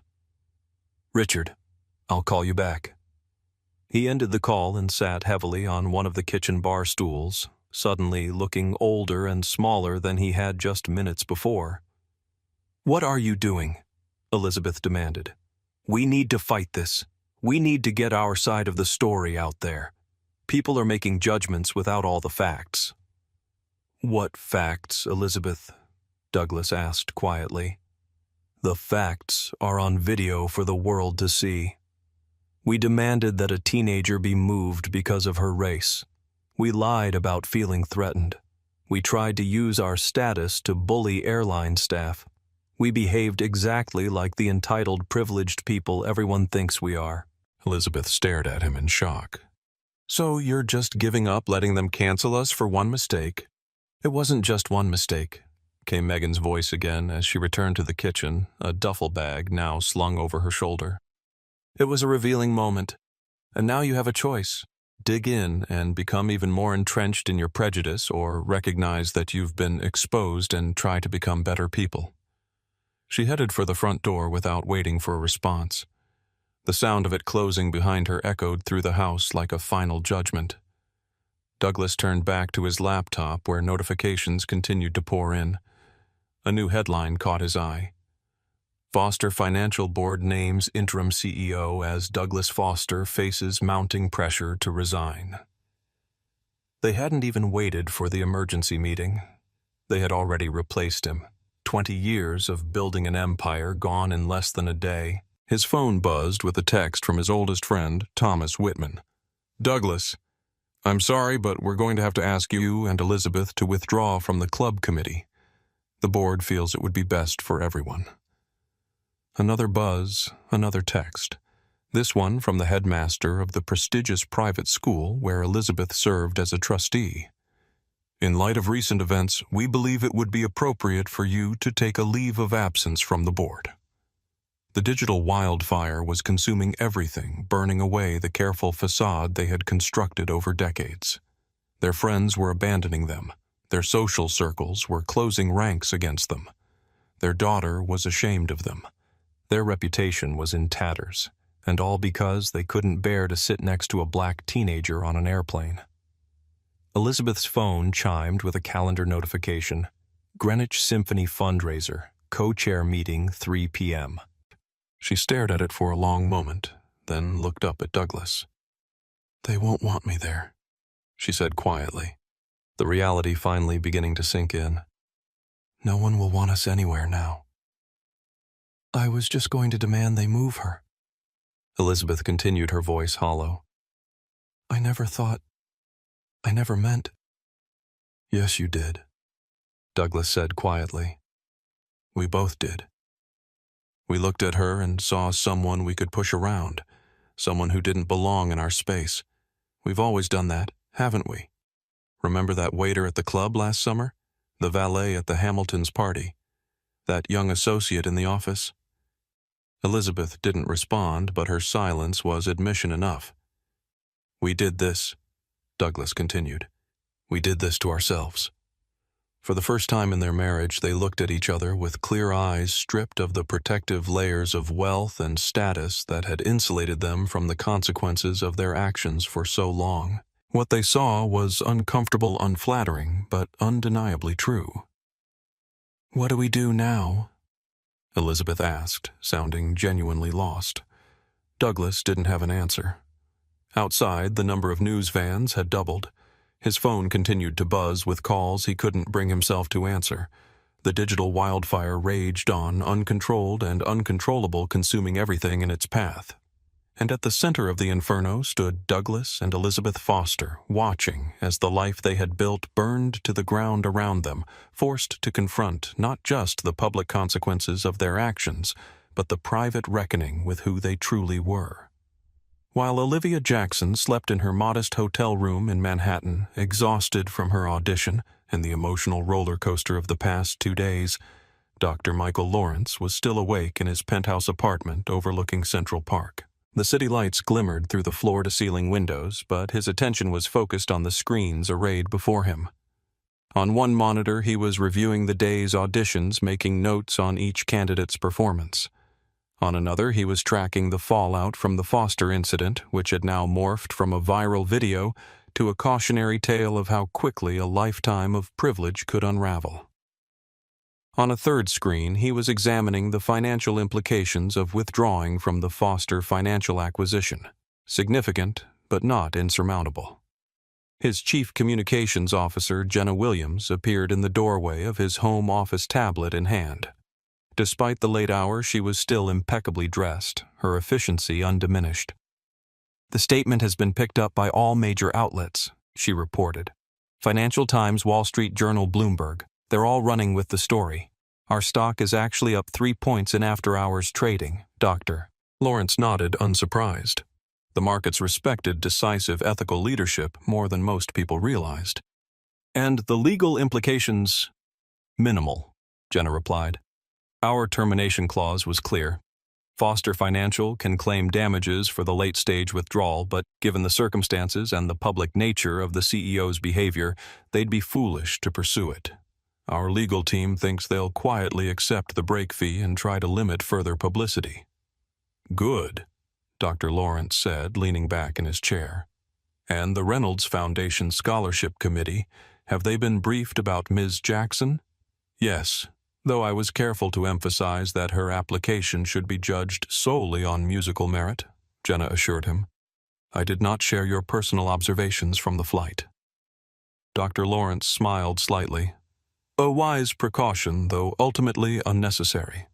Her performance today spoke for itself. I've reviewed all the auditions and she was exceptional, regardless of any extenuating circumstances." He gestured toward the screen where a video of Olivia's audition was paused. "Listen to this passage," he said, pressing play. The rich, resonant tones of the cello filled the room. Even through the recording, the emotional depth of the performance was unmistakable. Jenna listened, her expression softening. "That's remarkable," she said when he paused the playback. "Especially for someone her age." "Indeed," Dr. Lawrence agreed. "There's a maturity to her playing that goes beyond technical proficiency. She's not just reproducing notes, she's telling a story. That's rare even among accomplished musicians." He turned his attention to another screen where Tyler Kim's video was playing silently. The footage showed Douglas Foster's face contorted with anger, Elizabeth Foster's theatrical victimhood, and Olivia's quiet dignity throughout the ordeal. "You know," he said thoughtfully, "I've been in business for over 40 years. I've made billions of dollars, built a global company, established a foundation that supports hundreds of young artists every year. But I'm not sure I've ever felt as satisfied as I did sending that termination email yesterday." Jenna raised an eyebrow. "Because it was the right thing to do." "Because it was unequivocal," Dr. Lawrence clarified. "So many of our decisions in business and in life exist in shades of gray. We compromise, we rationalize, we weigh competing interests. But occasionally we're presented with a moment of perfect moral clarity. The Fosters gave me such a moment." He gestured toward the screen. "Look at them. They're not evil people in the traditional sense. They're products of a privileged existence that has insulated them from consequences their entire lives. They genuinely couldn't conceive of a world where their comfort, their preferences, their implicit biases wouldn't be accommodated." "And now," Jenna asked, "now they're experiencing what it feels like to be judged solely on their behavior without the buffer of wealth and status," Dr. Lawrence replied. "It's a reckoning that was long overdue." He turned back to the audition footage, studying Olivia's face as she played. The intense concentration, the emotional connection to the music, the quiet confidence that seemed to have blossomed since he'd first seen her on the plane. "You know, my grandfather used to say that character isn't built during moments of comfort. It's revealed during moments of challenge," he mused. "I saw 2 revelations of character yesterday: the Foster's entitlement and prejudice, and Ms. Jackson's dignity and resilience." "And which do you think will ultimately have the greater impact?" Jenna asked. Dr. Lawrence considered this for a moment. "In the short term, the Foster's behavior has created the bigger splash, a viral scandal, a business implosion, a public downfall. It's dramatic and immediate, the kind of story that captures headlines." He gestured toward Olivia's image on the screen. "But in the long term, I suspect Ms. Jackson's quiet dignity will yield the more lasting fruits. Talent combined with character is a powerful combination. She has both in abundance." Jenna nodded, making a note on her tablet. Speaking of lasting impact, the board is impressed with how you handled the Foster situation. There's talk of establishing a more formal ethics framework for future acquisitions, something beyond the standard due diligence. An excellent idea, Dr. Lawrence agreed. Financial vetting is necessary but insufficient. Character assessment should be equally rigorous. He closed the audition video and pulled up a document, the application for the Reynolds Foundation Scholarship. Olivia's personal statement filled the screen, a thoughtful essay about how music had shaped her understanding of herself and her place in the world, Dr. Lawrence agreed. Financial vetting is necessary but insufficient. Character assessment should be equally rigorous. He closed the audition video and pulled up a document, the application for the Reynolds Foundation Scholarship. Olivia's personal statement filled the screen, a thoughtful essay about how music had shaped her understanding of herself and her place in the world. Make sure the selection committee has everything they need, he instructed Jenna. And double-check that the car service is arranged for Ms. Jackson's return to the airport tomorrow. Already confirmed, Jenna assured him. Is there anything else? Dr. Lawrence hesitated, then seemed to make a decision. Yes, I'd like to establish a new program under the Reynolds Foundation umbrella, something focused specifically on young artists who have overcome significant obstacles, not just financial barriers, but social and cultural ones as well. Jenna's eyes widened slightly. Inspired by Ms. Jackson. Informed by her experience, yes, he admitted. But it's something I've been considering for some time. Yesterday's incident simply crystallized the need. Talent exists everywhere, but opportunity does not. I'd like to help bridge that gap. I'll put together a proposal, Jenna promised, making another note. Budget parameters. Initial funding of $10 million with the potential to scale based on impact assessment after the first year, Dr. Lawrence replied without hesitation.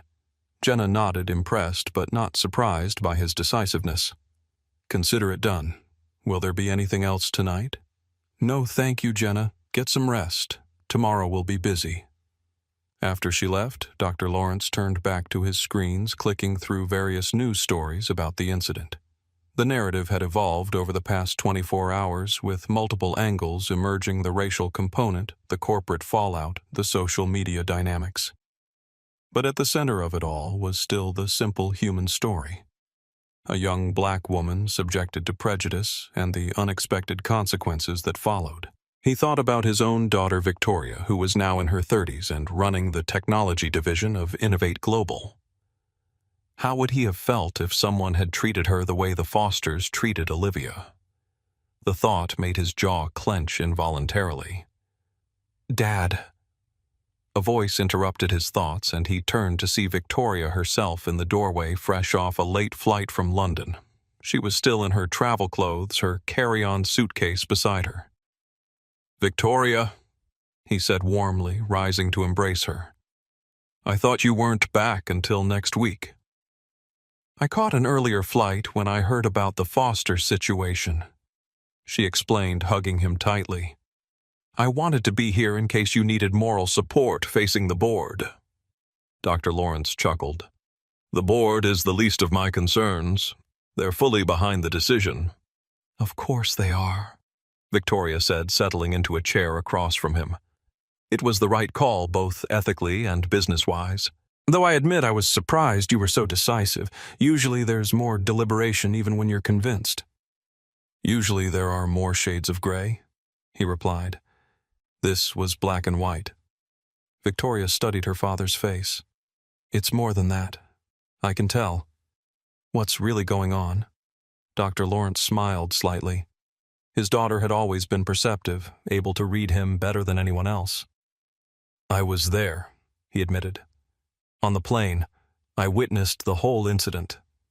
Victoria's eyes widened. You saw it in person. That wasn't in any of the news reports. No, and I'd like to keep it that way, he said. The focus should be on the principles at stake, not my personal involvement.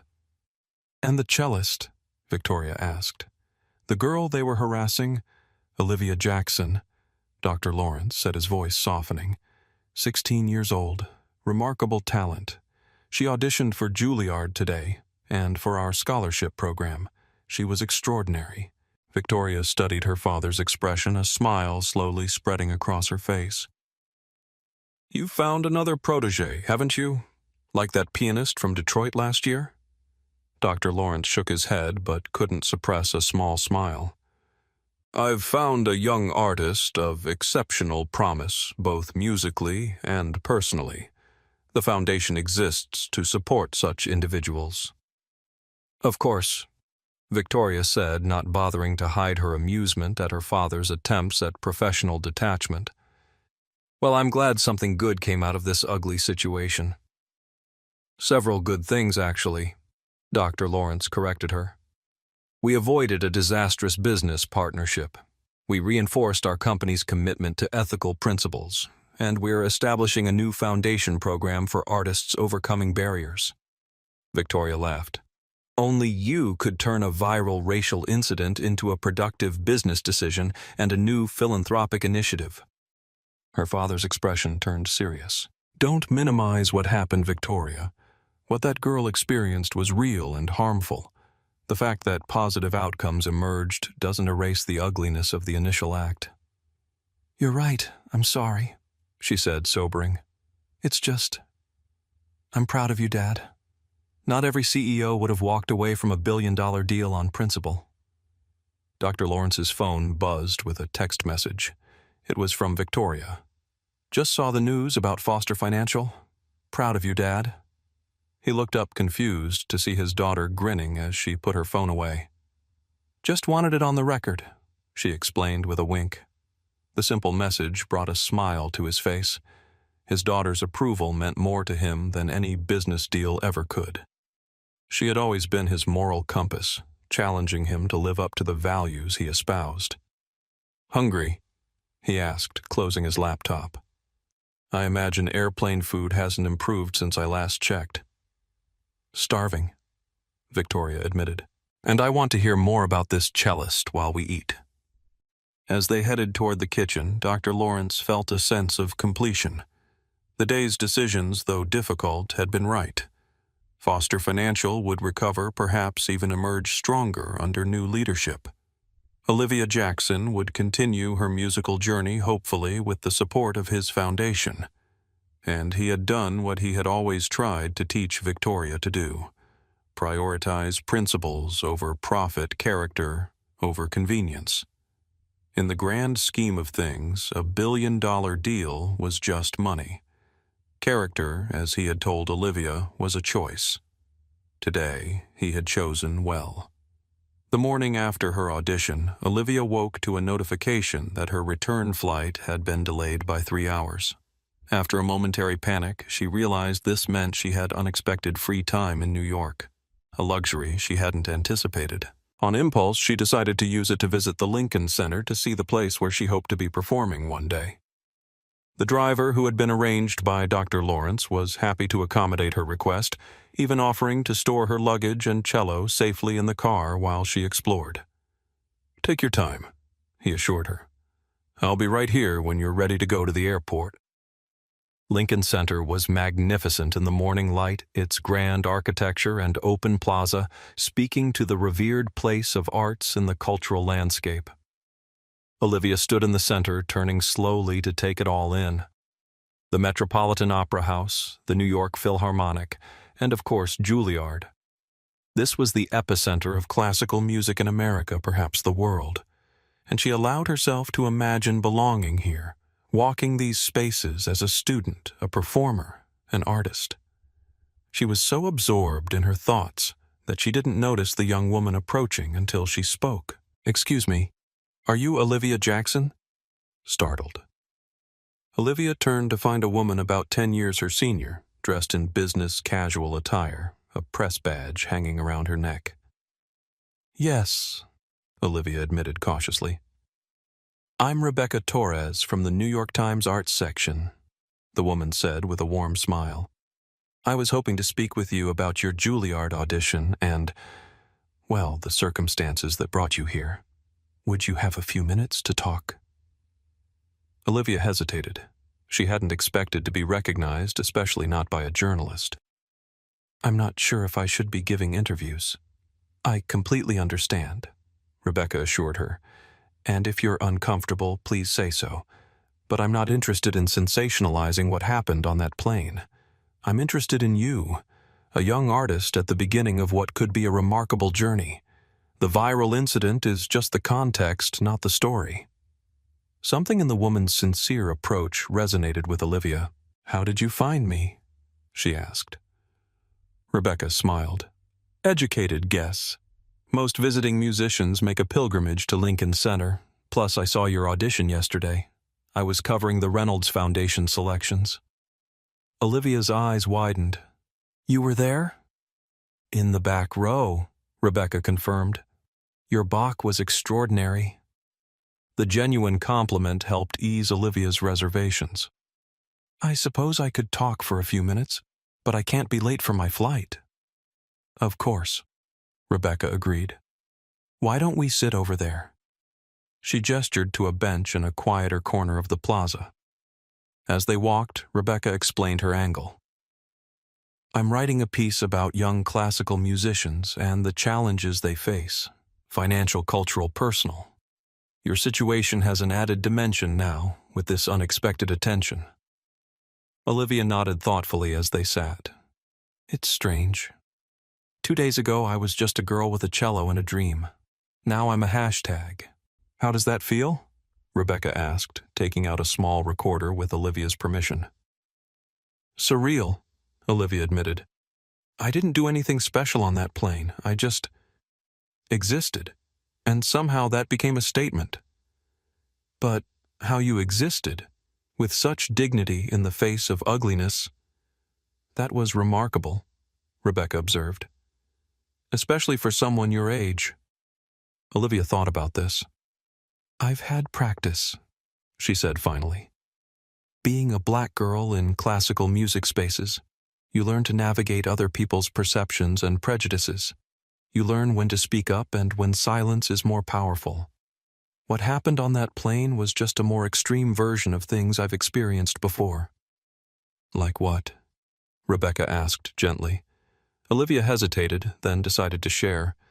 "When I was 12, I was invited to perform in a youth concert series at a prestigious venue in Atlanta. I arrived early to practice, and the security guard stopped me at the stage door. He insisted I must be lost, that the community outreach program was in another building. He couldn't conceive that I might be one of the featured performers." Rebecca's expression showed genuine empathy. "How did you handle that?" "I showed him the program with my name on it," Olivia said with a small smile.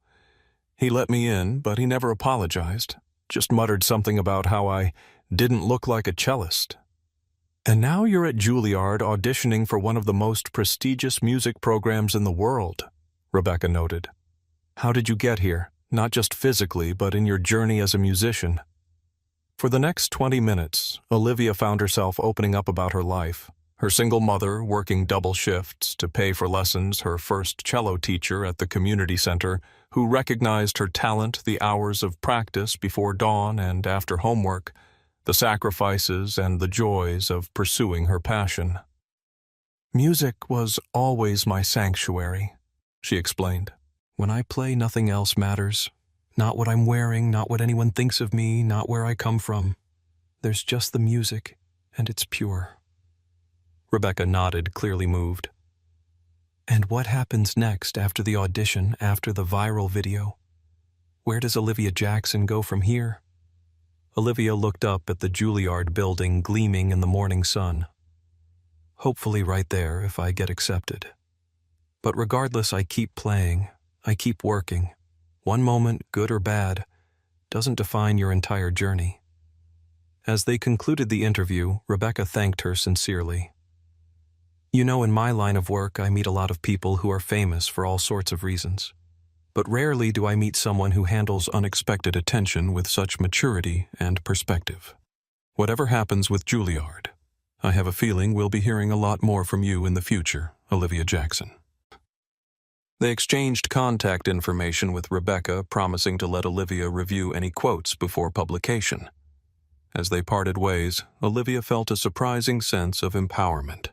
Telling her story on her own terms had helped her reclaim the narrative that had spun so wildly out of her control. She made her way back to the waiting car, her step lighter despite the weight of her experiences. The driver greeted her with a smile, helping her into the vehicle for the ride to LaGuardia. The airport was bustling with the usual chaos of departures and arrivals, but Olivia noticed something different this time. Occasional double takes from strangers, whispered conversations, phones discreetly raised in her direction. Her viral moment had followed her here too. She kept her head high, focusing on the gate information and the mundane details of travel rather than the stairs. At security, a TSA agent did a subtle double-take before checking her ID. "You're the cello girl from the video, aren't you?" he asked quietly. Olivia nodded, bracing herself for whatever might come next. To her surprise, the agent's stern expression softened. "My daughter saw that video. She's 12, plays violin. Told me she wants to be strong like you if anyone ever tries to make her feel small. You made an impression." Before Olivia could respond, he waved her through with a respectful nod. The brief exchange left her momentarily speechless. The idea that her ordeal had somehow inspired someone else's daughter felt both strange and profound, a ripple effect she never could have anticipated. At her gate, Olivia found a quiet corner and pulled out her phone to call her mother. She needed the grounding that only Evelyn Jackson's voice could provide. "Hey, Mom," she said when her mother answered. "I'm at the airport heading home soon." "Oh, baby, I can't wait to see you," Evelyn replied warmly. "How was Lincoln Center?" Olivia described her morning, including the unexpected interview. "Is it okay that I talked to a reporter? I probably should have asked you first." "Olivia, you're handling this better than most adults would," her mother assured her. "I trust your judgment. Just remember that you don't owe your story to anyone.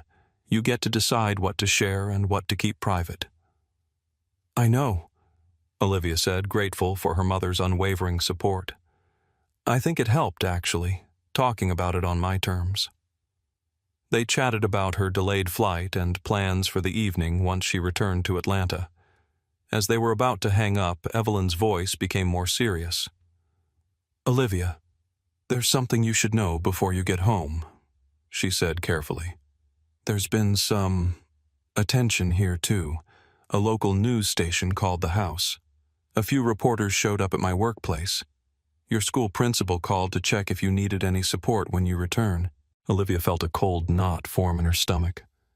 "Mom, I'm so sorry. I never meant for any of this to affect you." "Don't you dare apologize," Evelyn said firmly. "None of this is your fault. You were just existing, baby girl. They were the ones who made it a thing." The echo of her own words to the reporter made Olivia smile despite her concern. "What did you tell the news people?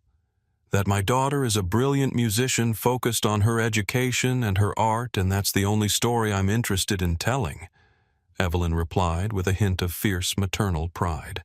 "They can take their sensationalism elsewhere." After hanging up, Olivia sat quietly processing everything.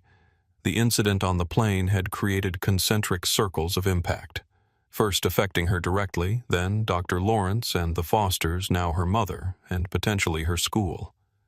The ripples kept spreading, touching lives in ways she couldn't have imagined. Her phone buzzed with a notification. It was from Tyler Kim, the tech blogger whose video had started it all. "Olivia, hope it's okay that I found you on social media. Just wanted to say I'm sorry if my video caused you any distress. It wasn't about exploiting what happened to you, but about holding those people accountable. If you want me to take it down, just say the word. All the best with your music. Tyler." The message touched her. She hadn't considered that the person behind the viral video might be concerned about her well-being. She typed a thoughtful reply. "Tyler, thank you for reaching out. No need to take down the video. What happened happened. Maybe it needed to be seen. I'm doing okay and focusing on my music. Thank you for your support. Olivia." As she sent the message, she realized it was true. She was okay. More than okay, actually. Despite the chaos, the attention, the disruption to her carefully planned journey, she felt strangely centered. The audition had gone well. Lawrence had recognized something in her beyond her playing. She had told her story on her own terms to the New York Times. And now she was heading home to her mother's embrace, to the familiar routine of practice and school and ordinary life. The flight back to Atlanta was uneventful. No Fosters, no confrontations, no drama. Just the mundane miracle of human flight. Olivia spent the time with her eyes closed, mental fingers moving through Bach's intricate patterns, the music a constant amidst the changing circumstances of her life. When they landed, she texted her mother that they had arrived safely, collected her precious cello from the flight attendants with profuse thanks, and made her way to baggage claim. As she emerged into the arrivals area, she saw Evelyn Jackson standing there, arms open, wide eyes shining with pride and love. Olivia rushed into her mother's embrace, the cello case bumping awkwardly against their legs, neither of them caring. "My baby," Evelyn whispered fiercely. "My brilliant, brave, beautiful girl." In that moment, surrounded by her mother's arms in the middle of a busy airport, Olivia felt the full circle of her journey, from anxiety to humiliation to triumph to homecoming. Whatever came next, Juilliard, the scholarship, the fading echo of viral fame, this was her constant, the love that had nurtured her talent, the support that had made her dreams possible, the strength that had taught her to face ugliness with dignity. As they walked to the car, arms-linked Evelyn asked the question Olivia had been anticipating. "So, tell me everything about the audition. Every detail." And Olivia did, letting the story of her music take center stage once more exactly where it belonged.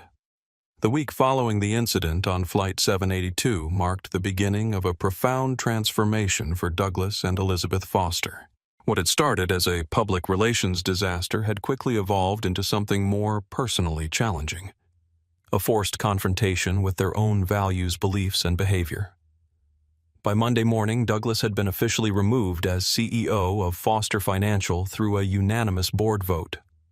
The press release cited leadership concerns and actions incompatible with company values, corporate euphemisms for his very public display of prejudice.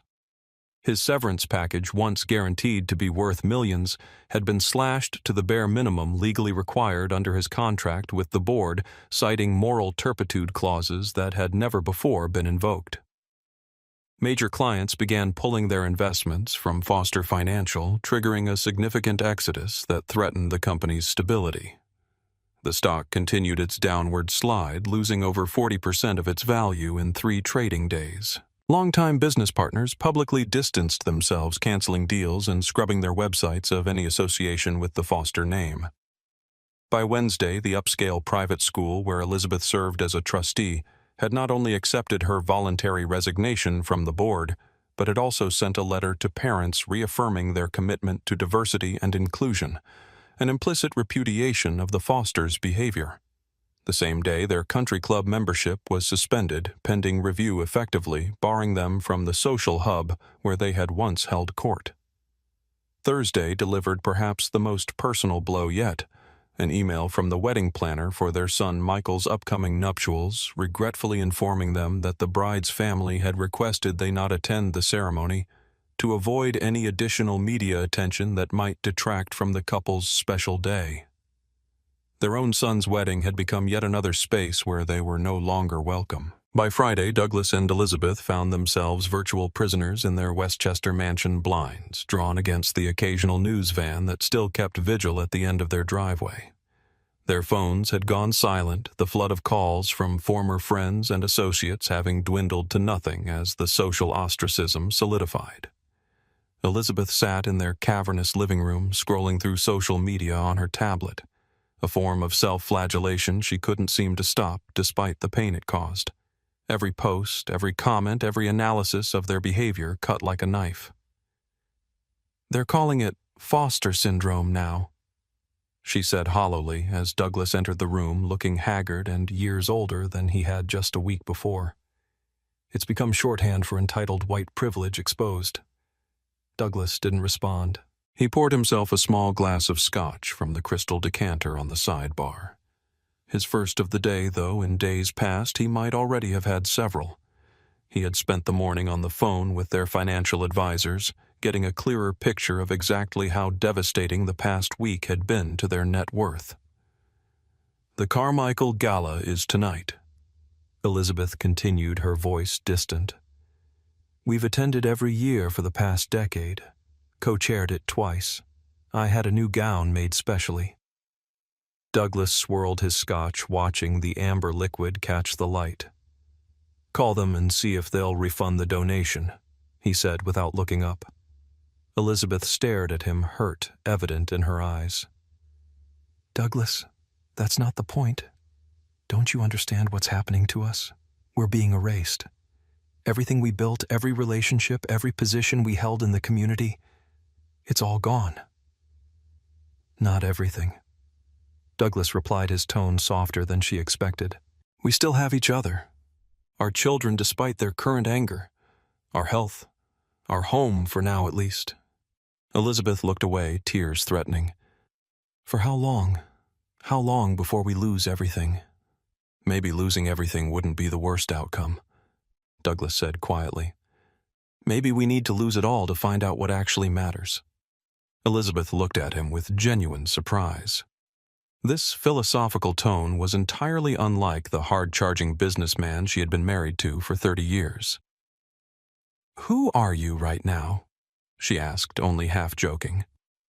Douglas gave a humorless laugh. "I wish I knew. I thought I was Douglas Foster, CEO, financier success story. Now I'm just a man who's lost almost everything because he couldn't be decent to a teenage girl on a plane." The brutal simplicity of his statement hung in the air between them. "It wasn't just the plane," Elizabeth admitted after a moment. "It was everything.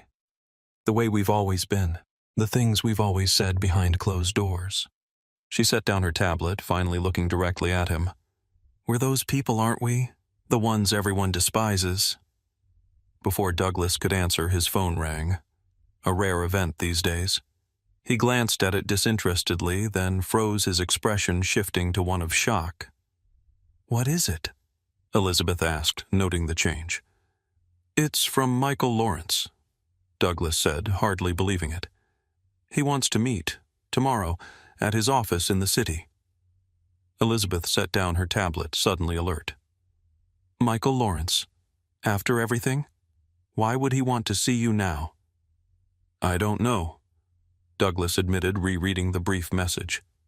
"He just says there's something we need to discuss in person." "You can't go," Elizabeth said immediately. "It's a trap. He wants to humiliate you further, to twist the knife." Douglas considered this possibility. It seemed plausible. Lawrence had already cost him $1 billion deal and effectively ended his career. What more could he want? Maybe, he conceded. "But I'm going anyway." "Why?" Elizabeth demanded. Douglas met her gaze directly, something he had found difficult to do since their downfall began. "Because I have nothing left to lose. And because maybe I need to hear whatever he has to say." The next morning found Douglas in the back of a hired car, his own driver having been among the luxuries recently eliminated, heading into Manhattan. He had dressed carefully in one of his best suits armor for what might well be an unpleasant confrontation. As the car navigated the crowded streets toward the gleaming Innovate Global headquarters, he rehearsed what he might say, how he might defend himself or appeal to Lawrence's sense of proportion. But when he was finally shown into Lawrence's expansive corner office, all prepared statements fled his mind. The man who had been his prospective business partner just a week ago now regarded him with a calm, evaluative gaze that made Douglas feel like a specimen under a microscope. "Mr. Foster," Dr. Lawrence said, rising from behind his desk to shake hands formally. "Thank you for coming." "Dr. Lawrence," Douglas replied stiffly, "your message was unexpected." "I imagine it was. Lawrence agreed, gesturing toward a seating area with comfortable chairs arranged around a low table. "Please sit down. Can I offer you coffee? Water?" The civility was almost more disconcerting than hostility would have been. Douglas declined the refreshments and took a seat waiting for Lawrence to reveal the purpose behind this strange meeting. Dr. Lawrence settled into a chair opposite him, studying him thoughtfully. "I've been following the aftermath of the incident on Flight 782 with great interest," he began. "Your public disgrace, the collapse of Foster Financial, the social ostracism. It's been quite thorough, hasn't it?" Douglas felt a flash of anger at the dispassionate assessment of his ruin. "If you called me here to gloat—" "Not at all," Lawrence interrupted smoothly. "I called you here because I'm curious about something. In all the coverage, all the analysis, all the commentary on your behavior, I haven't seen a single statement from you that suggests genuine remorse. Plenty of damage control, yes, but no real acknowledgement of the harm you caused." Douglas shifted uncomfortably. "What do you expect me to say? That I'm sorry it was caught on video, that I regret the consequences? Those would be true statements, but hardly the soul-searching contrition the public seems to want." "What about regret for the action itself?" Lawrence asked quietly. "Not for being caught, not for the fallout, but for the basic human indignity you inflicted on a 16-year-old girl whose only crime was existing in a space you felt entitled to control." The direct question landed like a physical blow. Douglas had been asked variations of it by lawyers, by PR consultants, by board members, but never with such simple, penetrating clarity. "Yes," he admitted finally, the word feeling foreign on his tongue. "Yes, I regret that. More than I can express." Lawrence nodded, seeming satisfied with the answer. "That's a start," he said. "A small one, but genuine, I think." He reached for a folder on the table between them and opened it, revealing what appeared to be financial documents. "Now to business. I have a proposition for you, Mr. Foster. One that might offer a path forward from the wreckage you currently find yourself in." Douglas stared at him in disbelief. "A business proposition, after you terminated our deal and publicly condemned me?" "This isn't a business proposition," Lawrence corrected him. "It's a redemption proposition." He slid the folder across the table. Inside was a detailed proposal for a new initiative, the Foster Foundation for Arts Accessibility, with an initial funding commitment of $50 million. "What is this?" Douglas asked, scanning the document in confusion. "An opportunity," Lawrence replied simply, "to transform your very public fall from grace into something constructive. The foundation would provide resources, mentorship, and opportunities to talented young artists from underserved communities, particularly those facing barriers of race, class, and prejudice." The irony was not lost on Douglas.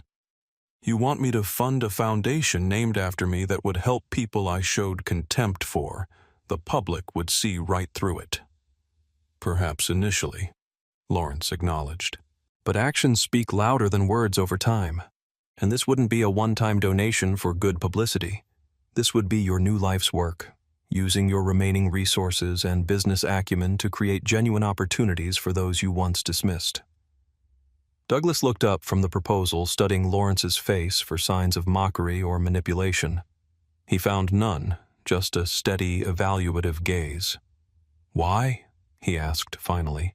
"Why offer me any kind of lifeline after what I did, after you terminated our deal?"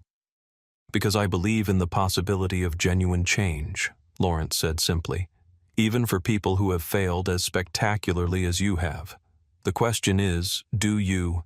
It was a profound question, one that cut to the heart of who Douglas Foster was and who he might yet become.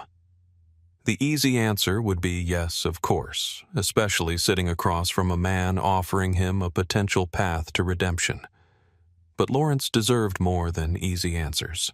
"I don't know," Douglas admitted, the honesty costing him. "I'd like to think so, but a lifetime of privilege and entitlement doesn't vanish overnight, does it?" "No," Lawrence agreed. "It doesn't. which is precisely why this would be meaningful work, for you as much as for the recipients of the Foundation's support. He leaned forward slightly, his gaze intensifying. Let me be clear, Mr. Foster. This isn't charity toward you. This is a challenge. The Foundation would be structured with an independent board, rigorous oversight, and clear metrics for success. You would be the founder and public face, but you would answer to others, many of whom would come from the very communities you've historically disregarded. The proposal was simultaneously humbling and strangely appealing, a chance to rebuild from the ashes with purpose rather than simply retreating into bitter isolation. I'll need time to think about this, Douglas said finally, and to discuss it with Elizabeth. Of course. Lawrence nodded, rising to indicate the meeting was concluding. Take a week. But know this, whatever you decide that young woman you tried to humiliate on the plane, Olivia Jackson, she's going to be just fine. She auditioned at Juilliard the day after your encounter. She was brilliant. Douglas absorbed this information silently. The girl had a name, a talent, a future, things he had never considered when he'd looked at her on the plane and seen only an inconvenience and intrusion in his privileged space. As Douglas stood to leave, a question that had been nagging at him finally emerged. You were on that flight, weren't you? You saw the whole thing firsthand. I was, Lawrence confirmed. In first class across from Ms. Jackson after she was upgraded. I witnessed both your behavior and her dignity in response to it. And yet you're offering me this second chance, Douglas said, still struggling to understand. Lawrence's expression remained composed, but his eyes were sharp with conviction. I believe in justice, Mr. Foster, but I also believe in possibility. Sometimes the most powerful form of justice isn't punishment, but transformation. The question is whether you're capable of that transformation. It was a question that followed Douglas Foster out of the Innovate Global building into the hired car and all the way back to Westchester. A question that would define whatever remained of his life after his very public fall. When he arrived home, Elizabeth was waiting anxiously. Well, she demanded as soon as he entered. What did he want? Was it as bad as we feared? Douglas set his briefcase down slowly. No, he said thoughtfully. It wasn't what I expected at all. He explained Lawrence's proposal, watching his wife's expressions shift from confusion to disbelief to cautious interest. He's offering us a way back, Elizabeth said when he had finished. A path to... What redemption? Maybe, Douglas replied. Or maybe just a path to becoming better people than we've been. Elizabeth was quiet for a long moment. I don't know if I can do it, she admitted finally. Face the public again. Work with people who hate us. Be humble after a lifetime of not being humble. I don't know if I can either, Douglas said honestly. But I think we owe it to ourselves to try. And maybe we owe it to that girl, Olivia. Elizabeth met his gaze, and for the first time in days there was a glimmer of something other than despair in her eyes. It won't be easy. No, Douglas agreed. It will probably be the hardest thing we've ever done. But what's the alternative? Hiding in this house until we die, bitter and alone. They sat together in silence, contemplating the crossroads before them. The path of least resistance would be to retreat to nurse their grievances, to blame others for their downfall. The path Lawrence had offered was steep, uncertain, and would require genuine change. If we do this, Elizabeth said finally, we have to mean it, really mean it. No shortcuts, no public relations stunts. Real change. Douglas reached for her hand, surprised by the determination in her voice. You're right. If we're going to rebuild, it has to be on a better foundation than the one we had before. The conversation continued late into the night, not just about Lawrence's proposal, but about the deeper questions it raised. Who were they really beneath the wealth and status? What did they truly value? What kind of legacy did they want to leave? By morning, they had reached a tentative decision. They would accept Lawrence's challenge, not because it offered social rehabilitation, but because it offered purpose, a chance to use their considerable resources and skills to actually contribute something meaningful to the world. Douglas called Lawrence's office and left a message. We'd like to move forward with the foundation proposal. Not for publicity, but for principle. We have a lot to learn, and we're ready to begin. It was a small step on what would be a long and difficult journey. There would be skepticism, setbacks, moments of doubt and frustration. But for the first time since the video had gone viral, the Fosters were looking forward rather than back, focusing on what they could build rather than what they had lost. The public judgment would continue. Some would never forgive them, and perhaps they didn't deserve forgiveness. But through the foundation, they might at least ensure that something positive emerged from their very public disgrace. Opportunities for young artists who would otherwise be overlooked, resources for talents that might otherwise go undeveloped. It wasn't redemption, not yet, but it was a beginning. 3 weeks after her audition at Juilliard, Olivia sat at her desk in her bedroom in Atlanta trying to focus on her calculus homework. The equations blurred before her eyes as her mind continually drifted to the thick envelope sitting unopened on her bed, the envelope bearing the Juilliard crest that had arrived in that afternoon's mail. Her mother had called from the hospital during her shift, her voice vibrating with excitement. "It came, Olivia. The big envelope from Juilliard. I left it on your bed." Conventional wisdom held that thick envelopes meant acceptance, thin ones, rejection. But Olivia couldn't bring herself to open it yet. As long as it remained sealed, possibility existed in perfect suspension. Neither success nor failure, just pure potential. Her phone buzzed with a text from her best friend, Jade. "Have you opened it yet?" Followed immediately by another, "OMG, stop torturing yourself and just look."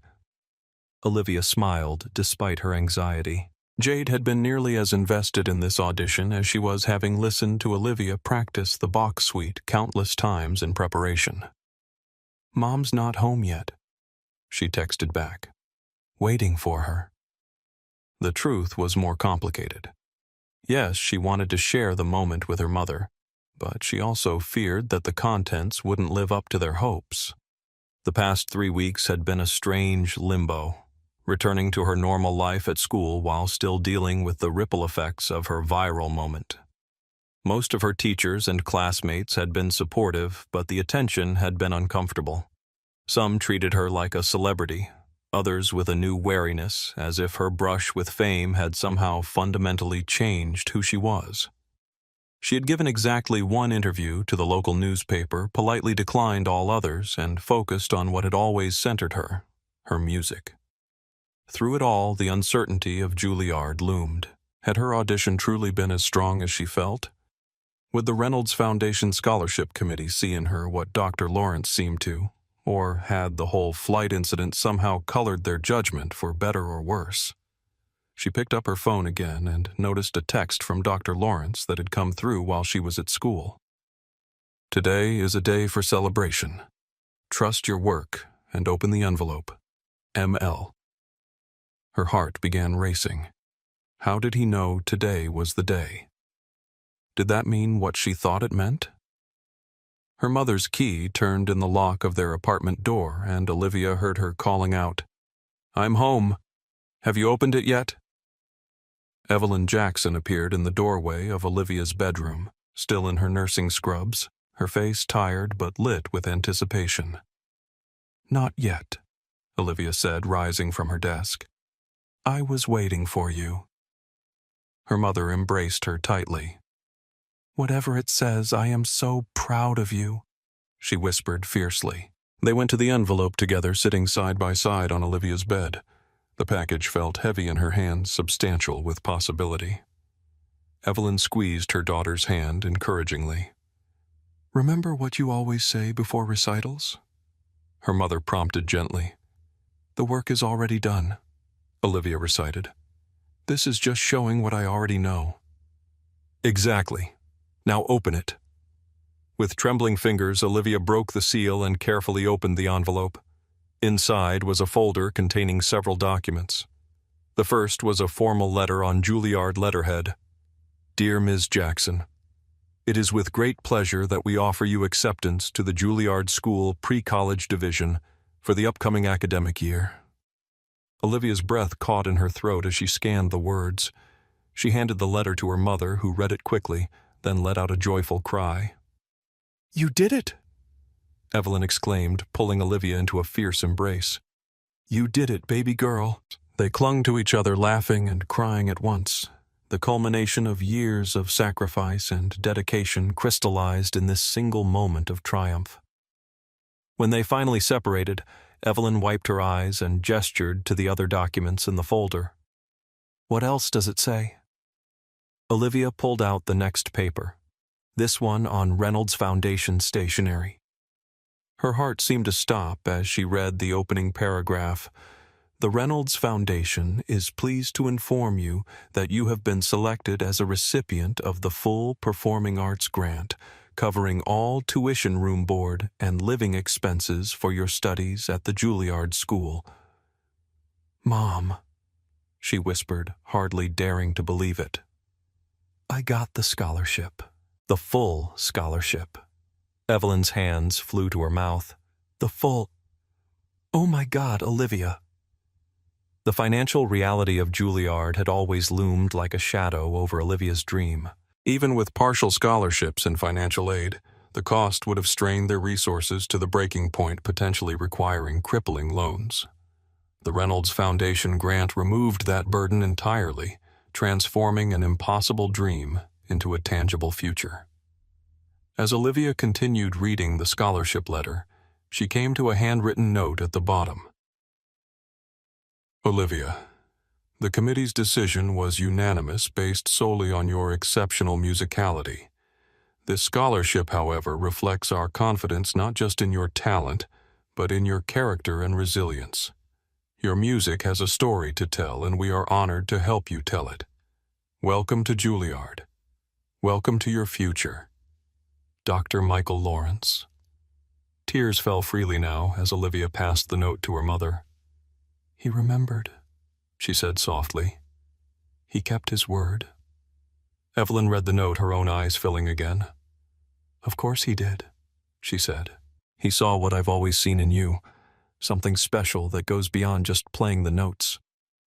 They spent the next hour going through the rest of the documents, information about the pre-college program, housing options, course schedules. It was overwhelming and exhilarating all at once, the future taking concrete shape with each page. Olivia's phone buzzed repeatedly with texts from Jade and other friends, all demanding updates. Finally, she responded with a simple message to their group chat. I got in, and the full scholarship. Dreams do come true. The responses were immediate and jubilant. Exclamation points, heart emojis, demands for celebration. Jade called immediately, screaming with excitement, already planning a party to commemorate the acceptance. Amidst the flurry of congratulations, a text arrived from an unknown number. Olivia, this is Carmen Diaz from Flight 782. I hope you don't mind. I asked someone at the airline to help me get your contact information. I just wanted to say how thrilled I am to hear about your acceptance to Juilliard. The news is spreading through our crew like wildfire. You've become something of a legend among us. Fly high, play beautifully, and never let anyone dim your light. Carmen. The unexpected message brought fresh tears to Olivia's eyes. The connection to that pivotal moment on the plane, a moment that had started with humiliation but ended with unexpected doors opening, felt like the closing of a circle. Later that evening, after the initial excitement had settled into a warm glow of contentment, Olivia took out her cello. Without sheet music, without consciously deciding what to play, she began the opening notes of Bach's Cello Suite No. 1. The piece that had carried her through the audition, the piece that had become in many ways the soundtrack to this transformative chapter of her life. This time she approached the challenging third movement differently. Instead of attacking the difficult passage with technical precision, she allowed her emotional journey to guide her interpretation. The section that had once given her trouble now flowed with newfound meaning, the notes speaking of struggle, resistance, and ultimately triumph. Her bow danced across the strings with both technical mastery and emotional depth, creating a sound that was uniquely hers. Each phrase breathed with life, each transition flowed naturally into the next. Her left hand shifted positions with balletic grace, her fingertips pressing into the strings with just the right combination of strength and sensitivity. The rich, resonant tones filled their small apartment, each note vibrating with emotion. Gratitude, triumph, hope, determination. She played not as she had in the audition, with technical precision and careful control, but freely expressively letting the music become a vehicle for all the feelings that words couldn't adequately capture. From the doorway, Evelyn watched her daughter, tears silently tracking down her cheeks. This was what all the sacrifices had been for. Not just admission to a prestigious school, not just a scholarship, but this moment of pure artistic expression, this gift that Olivia could now share with the world. As the final notes faded into silence, Evelyn spoke softly. "That was for you, wasn't it? Not for judges or audiences or scholarships, just for you." Olivia nodded, understanding exactly what her mother meant. "Yes," she said, carefully setting down her bow. "That was my thank you to the music, for always being there even when nothing else made sense." It was a profound realization that beyond the accolades, beyond the opportunities, beyond even the scholarship, her relationship with music itself was the true constant, the true gift. Juilliard would help her develop that gift, refine it, share it with wider audiences. But the essential connection had been there all along, from the first time she had drawn a bow across strings and felt something awaken inside her. That night, as she finally drifted toward sleep, Olivia's thoughts returned to the plane, to the Fosters, with their contempt and entitlement, to Carmen, with her quiet strength, to Dr. Lawrence, with his unexpected alliance. What had started as an ordeal had somehow become a catalyst, pushing her journey forward in ways she never could have anticipated. The Fosters had tried to make her feel small, to reduce her to something less than human based on the color of her skin. Instead, they had inadvertently helped reveal the depth of her resilience, the strength of her character, the breadth of her potential. It wasn't about revenge or karma or justice, Olivia realized as sleep finally claimed her. It was about transformation, about how moments of challenge could become opportunities for growth, about how even the ugliest encounters could lead to unexpected blessings. Tomorrow there would be plans to make, preparations to begin, a future to embrace. But tonight, in the quiet darkness of her room, surrounded by the lingering echoes of Bach and the warm certainty of her acceptance, Olivia Jackson rested in the knowledge that she had not just survived a trial, she had transcended it. And in that transcendence, she had found not just a path to Juilliard, but a deeper understanding of herself and her music. An understanding that would serve her long after the viral video was forgotten, long after the scholarship had been spent, long after the Fosters had faded from memory. The music would remain, and so would she, playing it with all the dignity, grace, and passion that defined not just her art, but her essence. 1 year later, Olivia sat in a practice room at Juilliard, her cello positioned between her knees as she worked through a particularly challenging passage from the Elgar Concerto. Her fingers moved with confident precision across the fingerboard, finding the notes with instinctive accuracy, born of countless hours of dedicated practice. The past year had been transformative in ways she could never have imagined when she first boarded Flight 782. The pre-college program had challenged and nurtured her talent beyond her expectations. She had grown not just as a musician, but as a person, finding her voice both through her instrument and in the diverse community of artists she now called friends.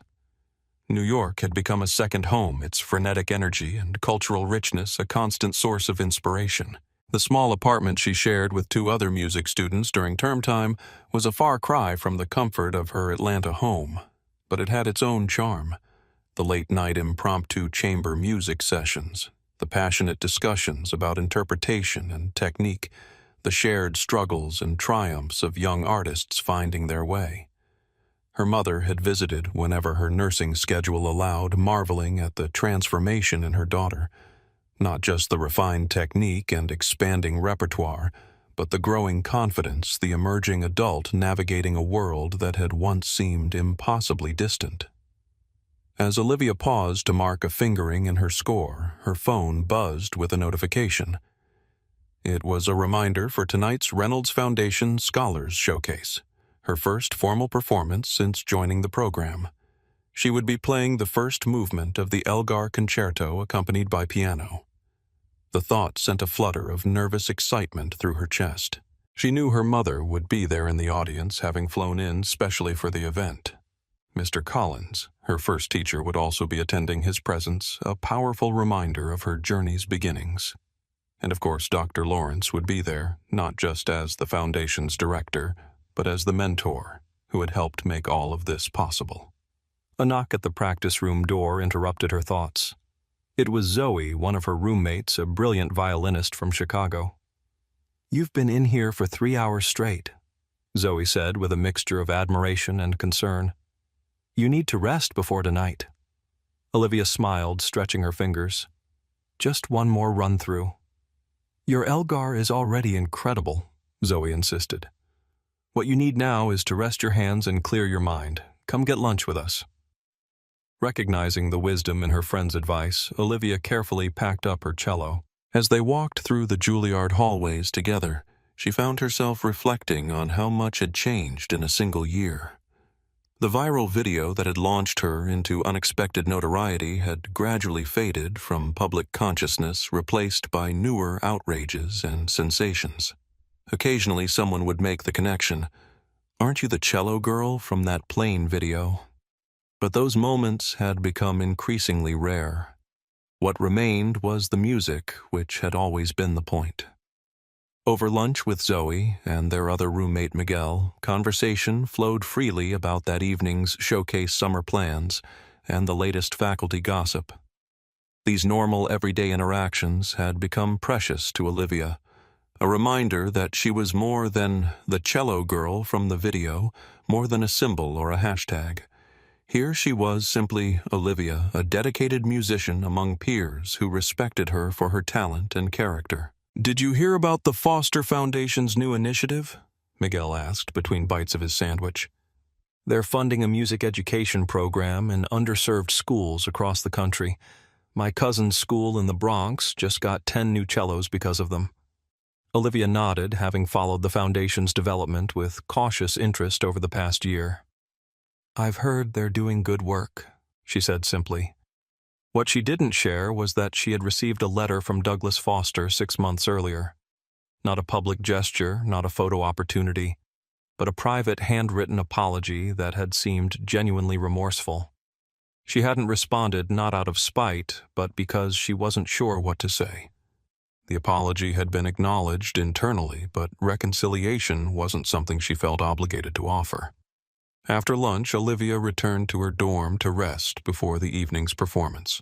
As she lay on her bed, she found herself thinking about the unexpected ripple effects that had emanated from that fateful flight. Carmen Diaz had been promoted to training director for the airline, implementing new anti-discrimination protocols that had become a model across the industry. Tyler Kim's video had launched him into prominence as a tech journalist focused on social justice issues. Sofia Alvarez, the woman who had defended her on the plane, had invited Olivia to the opening of a community arts center she'd designed in Atlanta, a space specifically created to make the arts more accessible to underserved communities. And then there were the Fosters. Their foundation had emerged from the ashes of their public disgrace funding programs that gave opportunities to young artists from backgrounds often overlooked by traditional institutions. Whether their transformation was genuine or merely a sophisticated form of image rehabilitation remained an open question, but the positive impact of their work was undeniable. Olivia's own life had changed in ways both obvious and subtle. Beyond the scholarship and acceptance to Juilliard, she had found a new confidence in her playing, a willingness to take risks to infuse her technical prowess with emotional depth. Her teachers had noticed this evolution, commenting on the maturity and authenticity she brought to her interpretations. "You play like someone who has lived," her primary instructor had told her recently. "That's rare in someone your age." A soft knock on her door roused her from her thoughts. It was her mother, who had arrived earlier that day and was staying in a nearby hotel courtesy of the Reynolds Foundation. "Just checking if you're awake," Evelyn said, coming to sit on the edge of the bed. "How are you feeling about tonight?" "Nervous," Olivia admitted, "but ready, I think." Evelyn brushed a strand of hair from her daughter's forehead, a gesture so familiar it instantly transported Olivia back to childhood. "You've worked so hard for this. Just remember to breathe and let the music speak through you." "Will you help me get ready?" Olivia asked, "like you used to before my recitals back home." Her mother smiled, emotion shining in her eyes. "Of course, baby girl." The hours before the performance passed in a blur of preparation. A final rehearsal with the pianist changing into the simple but elegant black dress they had chosen together, Evelyn carefully braiding Olivia's hair in the intricate style that had become her signature for performances.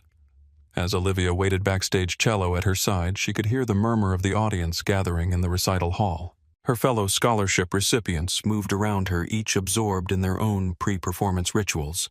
A pianist silently moving her fingers through passages, a violinist adjusting his bow tension, a flutist breathing deeply with eyes closed.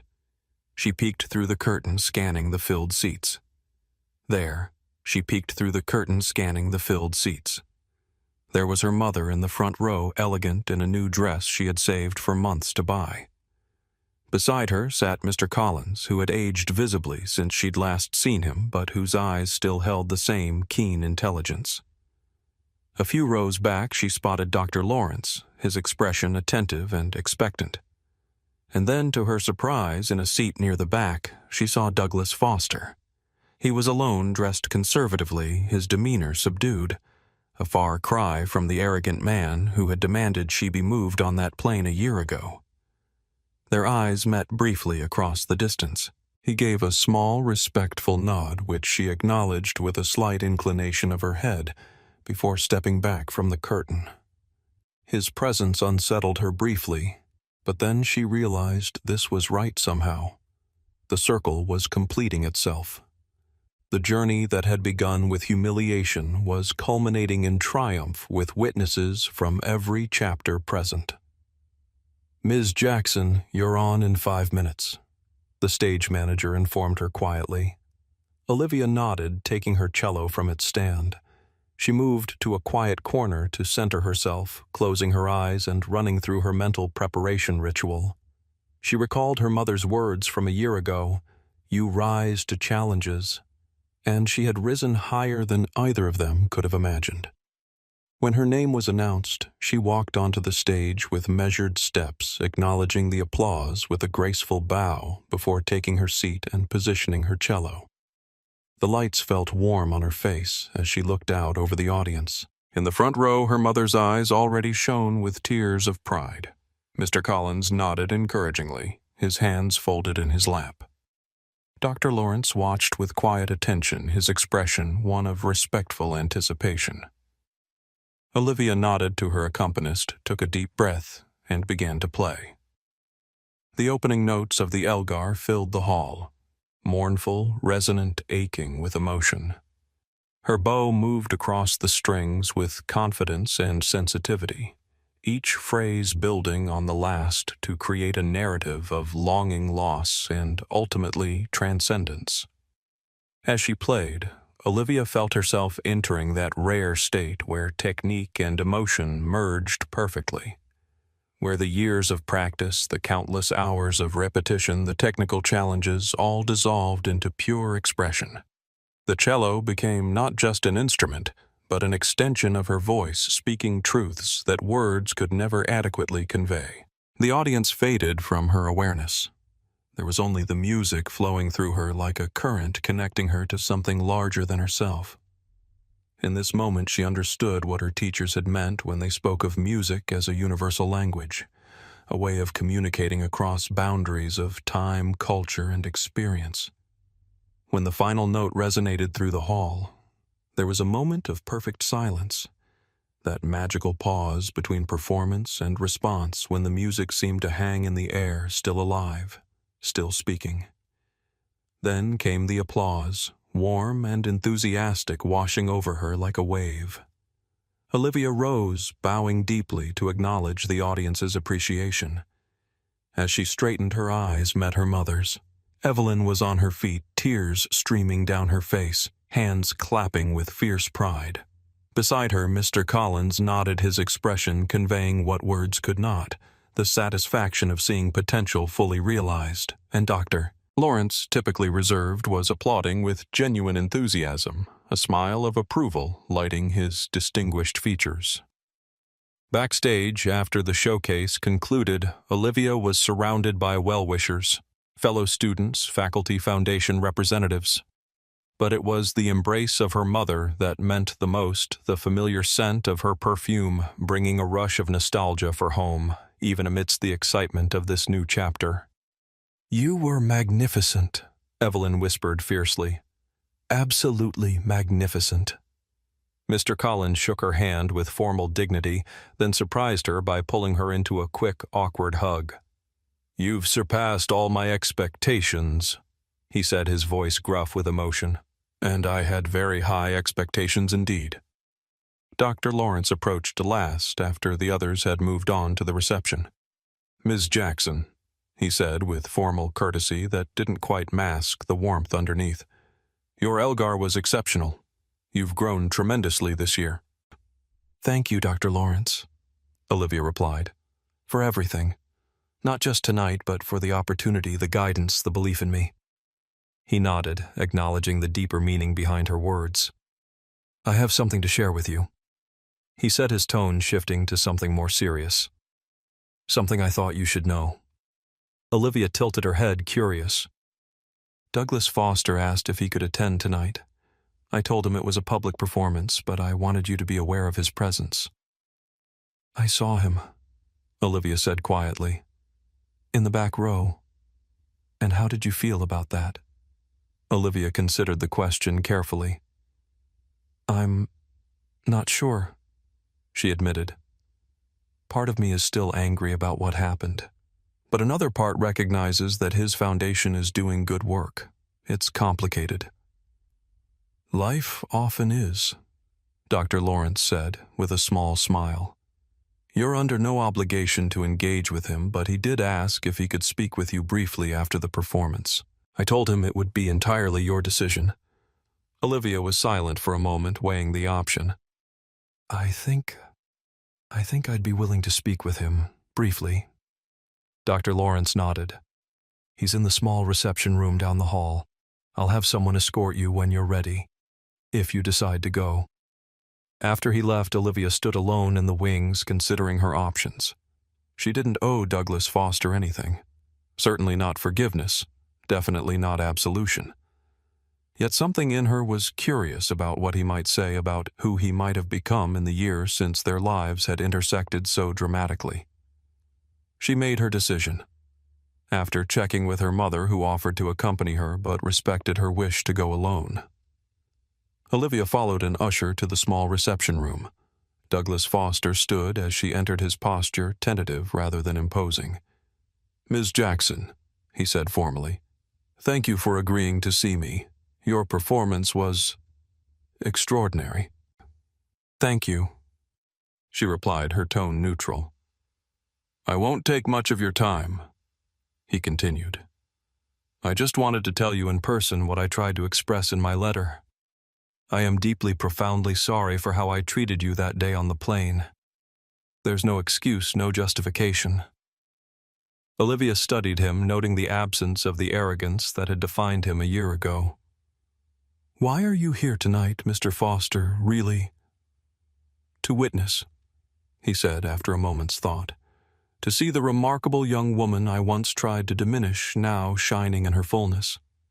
To be reminded of the consequences of my actions, both the harm I caused and the unexpected good that emerged from it.